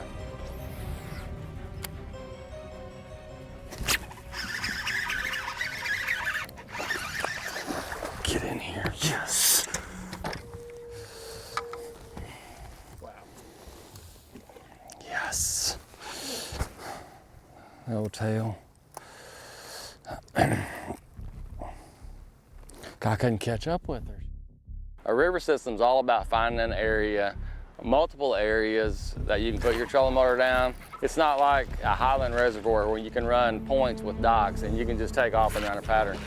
You know, whenever I was in the weigh-in line just now, I peek up there and you can see the moon. The moon's getting full, and what that's going to do is it's going to probably move some fish, more fish come, and that's what I'm banking on. 16-10, and with 45 pounds, 9 ounces, Jason Christie is now leading the Mountain Dew Bassmaster Elite at the Tennessee Tombigbee Waterway. Now there's only 10 guys and people can do circles around here. Somebody's probably going to catch 18 to 20. I like to find areas that I can catch fish different stages, meaning that they may have shallow water up, you know, on the bank where they're spawning, but yet have some cover out deeper, you know, hold those post-spawn and pre-spawn fish. That's what I look for when we go to river system. Get in the boat, golly, terrible landing. That was not the best landing ever. But we got him, number one. Experience, I think, also helps with knowing the other or guessing the other angler's strategy. What are they doing? Past tournament results. They had an open here last year, and you saw the weights really fall off the 4th day, which tells me fishing pressure. And that's when I decided today, go back in there, just catch all I could catch, and if I get beat, I get beat.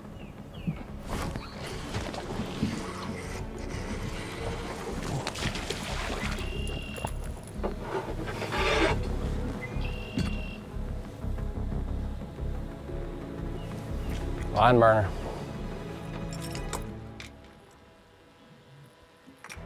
My goal is always to make it to the 4th day.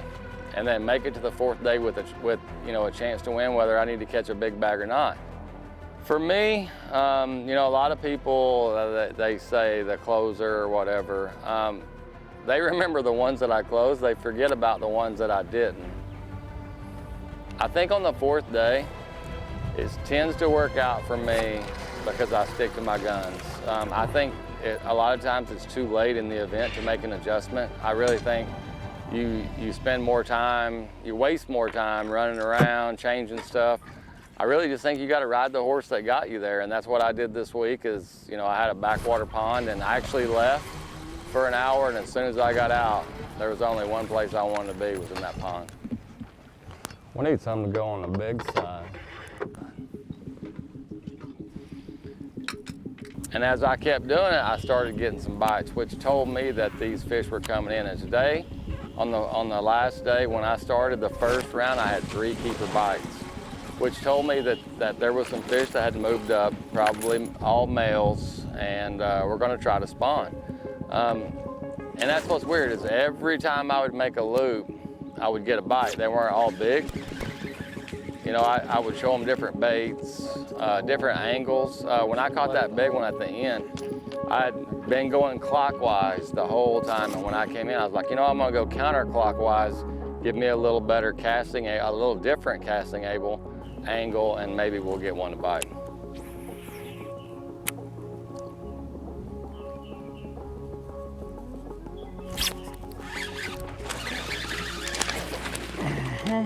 I knew I was fishing around the right fish, but at no time today did I think that I had a chance, that I had enough weight to win. That one.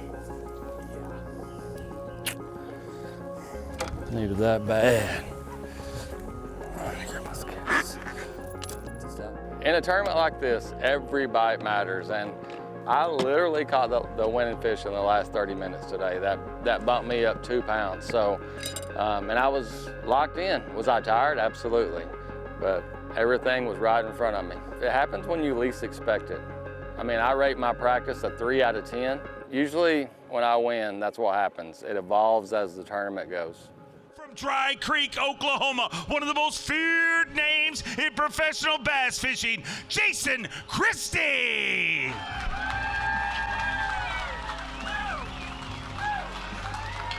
Dakota, come on over here. Let's get side by side. We're about to decide this. What a tournament, what a finish we're gonna have. Had 45 pounds, 9 ounces, looking for 10 pounds, 5 ounces. 12 pounds, 9 ounces. Christie closes the door, and he's a 9-time Bassmaster winner. With 58 pounds, 2 ounces, Jason Christie proves the closer that he is. The last event, I finished dead last. And, you know, I'm getting older. I used to be the youngest guy, and I'm not that anymore. Christie closes the deal here on Championship Sunday. The Mountain Dew Bassmaster Elite on the Tennessee Tombigbee Waterway belongs to Jason Christie. This is a big pick-me-up for me. The next event, I get to sleep in my own bed on the Arkansas River, and it kind of, you know, pours gas on the fire for me, and you know, gets me excited to go fishing again. The closer that is Christie owns the Mountain Dew Bassmaster Elite at the Tennessee Tombigbee Waterway.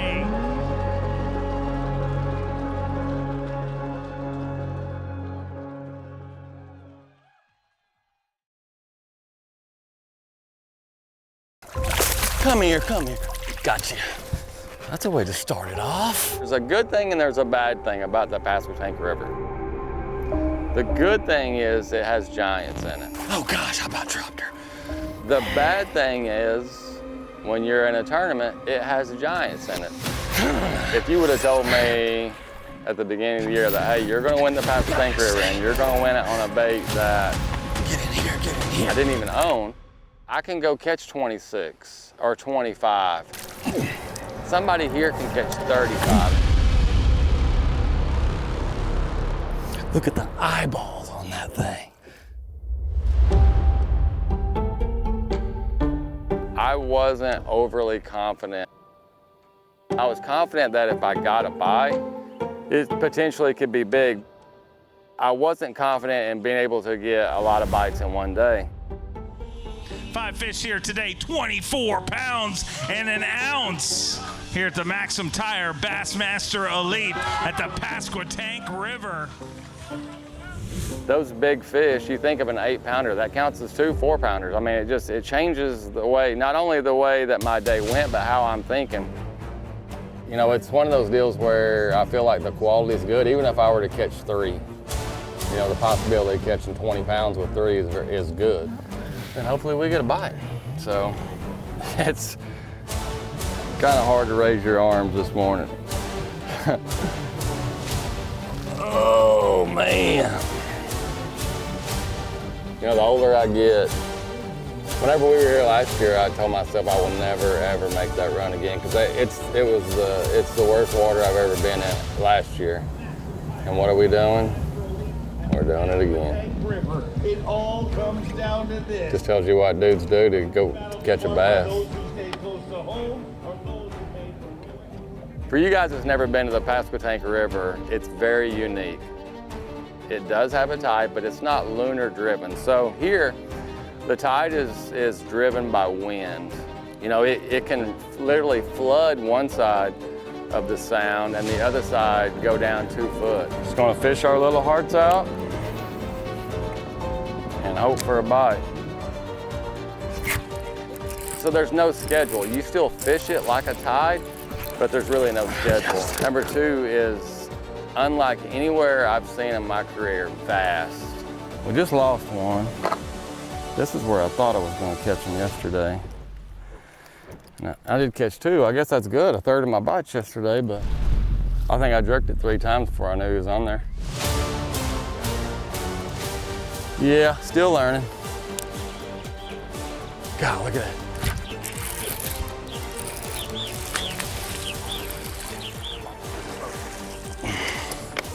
Dude, did you see that? I was like, I just saw a fish go up. I know what we're gonna do, because both 8-pounders came knee deep yesterday. And I seen this fish swimming, and I was like, why is he swimming? Why is he? And then he had my bait the whole time.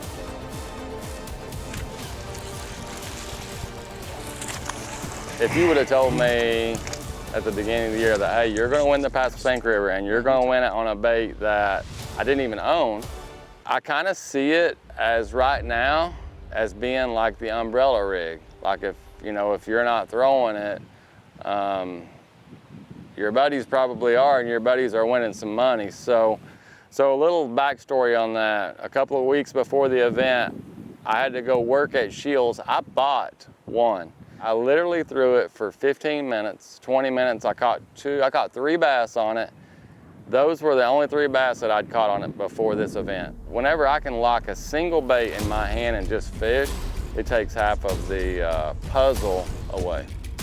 Caught a couple great big ones in here the last day of practice, but just like they're so few and far between. So day 2 was my struggle day. Not be able to catch a limit. Wish I was having what they're having right about now. Uno más. Yeah, it wasn't good. If everything were to go right, I think I can catch a big bag, but everything's got to go right. So we need that to happen tomorrow. I'm sure somebody caught a big bag today, if not more than one.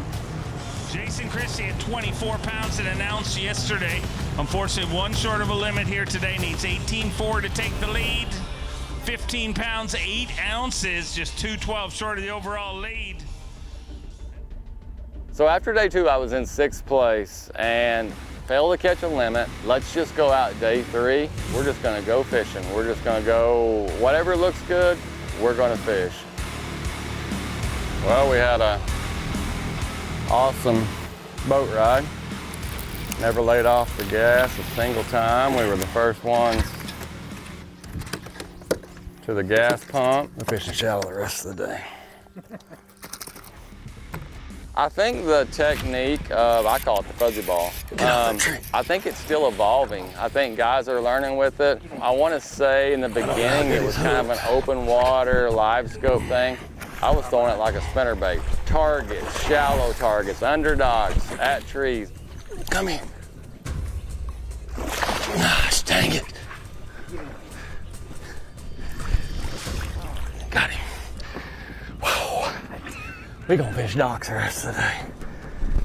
He was hooked good. He just, I saw the bait on the outside. Oh man. That's a good one. Like you don't know what that did for me right there. At least I know that they see my bait. I would throw it up by the cover, let it sink for a foot and a half, and literally just boom, snap, snap, snap, all the way back. And I think that gets some reaction bites. I remember looking at 12 o'clock noon, I had 3 fish. I had 1 big one and 2 literally 14 inchers. My line jumped from the tip of my rod all the way to the bait. And when I leaned into it, it did not move.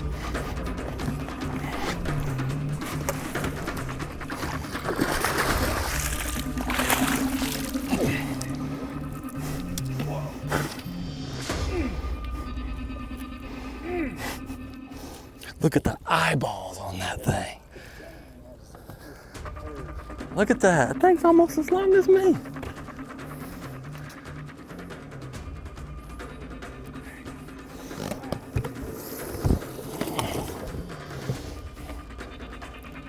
And it's a dadgum big one. Bass track though, it's like 4.5. We catch another one, we'll be fishing tomorrow. Me realizing that it was random actually helped me. Like I literally fished the conditions. If the wind was blowing over there on those docks, I would stop and fish. There was a point of trees over there that had current on it, I would stop and fish. I think that was the key. And that one bite right there, it changed the event.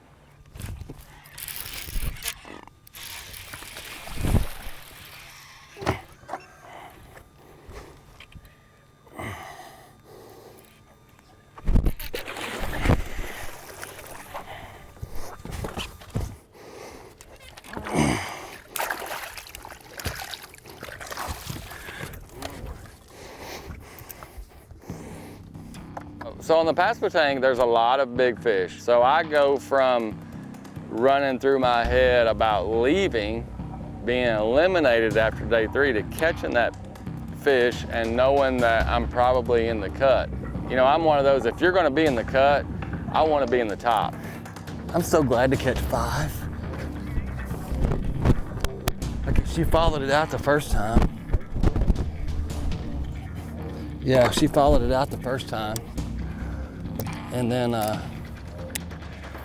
threw it closer to the tree and went a little shallower. I'm still kind of open on my opinion on how long the Koiki is going to be as effective as it is. I literally learned how to rig it the first day of practice. Like I'm no expert on it, but I do know this, that they will bite it.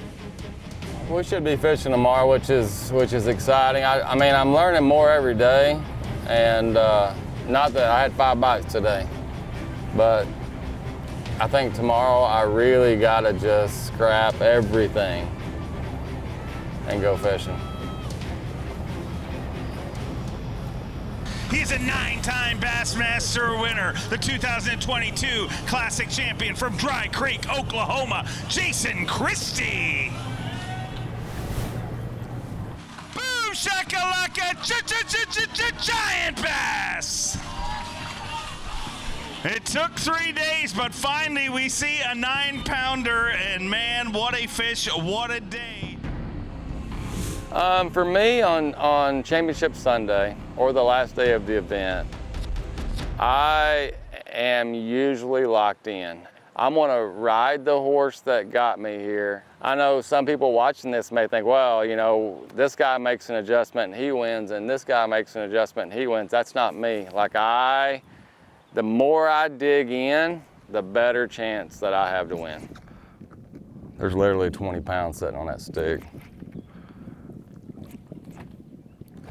I just think it's a timing thing. Like you have to pull up there whenever they want to bite, and I think the later the day gets, the better it gets. You know, I've only caught one fish looking at it on scope all week.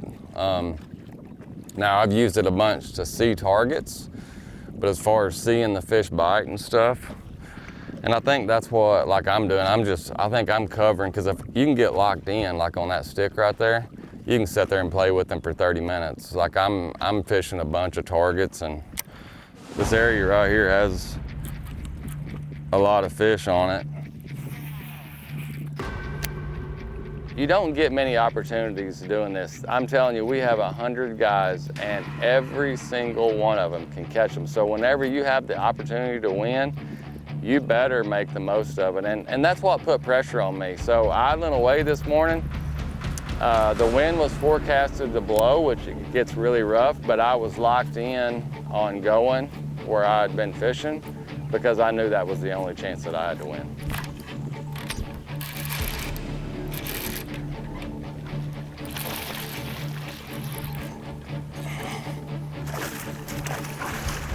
See, buddy.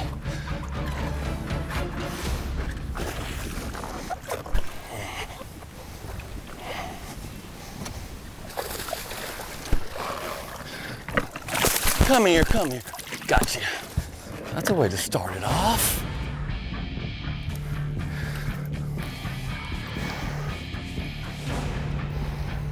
Thank you. You know who you are, but thank you. That's a fatty. It's a foul one. You know what that does? Is that puts more pressure on you. You know what I mean? Like, that just does. I mean, like, it's just like, now we got something. Huh? Solid 4. That fish is 4 pounds all day long. I don't want to say nervous, because I wasn't nervous, but there was pressure, and that pressure was put on by me leading. If I had been in second or third or fourth, I think that I just would have went fishing.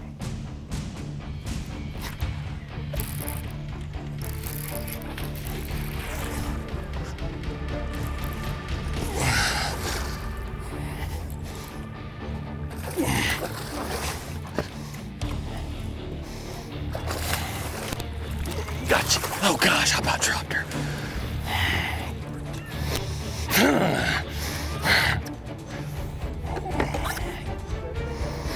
That takes a little pressure off right there.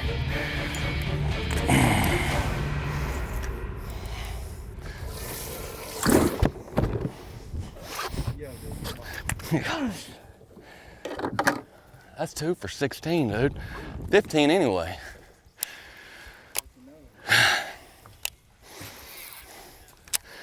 Now that one's a solid 3. I wouldn't go. I can't even cast. My mindset when I left the dock was, if I make the run and I get there, and if I get 5 bites, I will have a chance to win.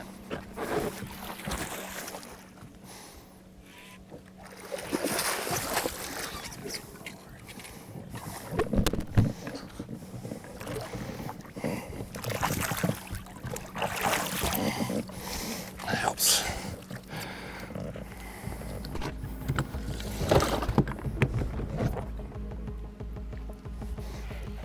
Have you noticed all the bait fish though, like coming up? There's something current related about the spot.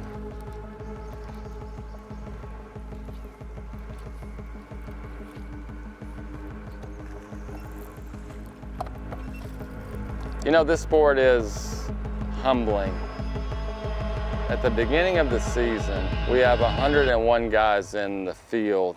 I finished dead last in an event. A lot of times this sport is dictated by momentum, and I think when some guys, you know, they finish dead last or they finish in the bottom, it can kind of snowball.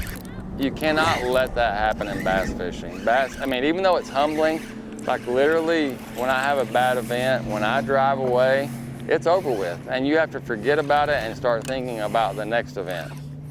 Come on, baby, don't you do it. Oh, she's got one hook. Gosh dang it. Sound. That freaking seat moved on me.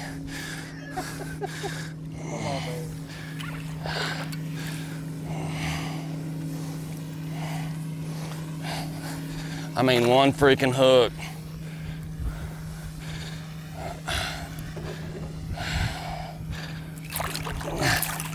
Gotcha. The old spook came through.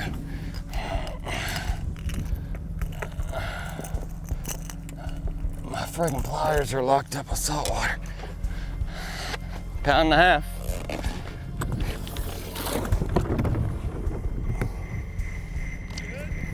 Huh? Yeah, the seat moved on me.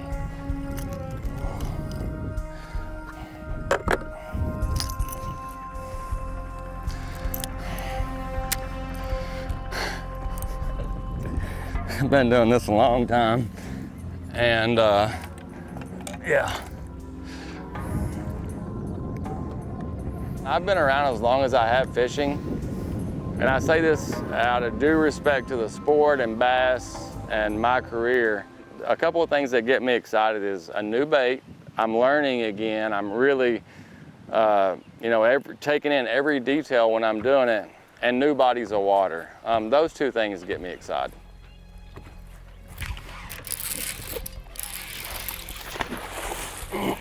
Get in here. If you learn one thing this week from watching me fish, I think it's stick to your guns. Even though I had never thrown the fuzzy ball before, really to speak of, 15 minutes before I got here, I had confidence in it. A bait that is in your hand that you have confidence in is way better. You know, I have the utmost confidence when I throw a spinnerbait. The spinnerbait wasn't the deal this week, but I did have confidence in my bait. If you learn anything, throw your confidence bait. It is what it is. No matter what happens, you're not going to see a frown on my face, because it was, this was coming into this tournament, it was all about points, and we're going to get some points. So let's go check in, make sure our fish are good, and see how it goes.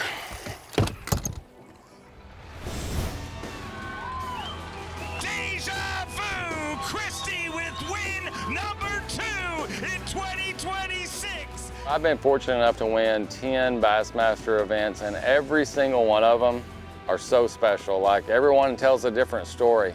So I am 52 years old, and one thing that I've always said is I don't want to stay in this after I have come up and went down, peaked. And what this does for me, not only winning the spring, but being able to come back and win this one, I think that I probably need to stick around for a while. Sometimes I don't know how it happens, but it does. And I hope it happens more. Not to be greedy, but I hope it happens more. North Carolina, we cannot thank you enough. What a week, what a tournament, what a champion.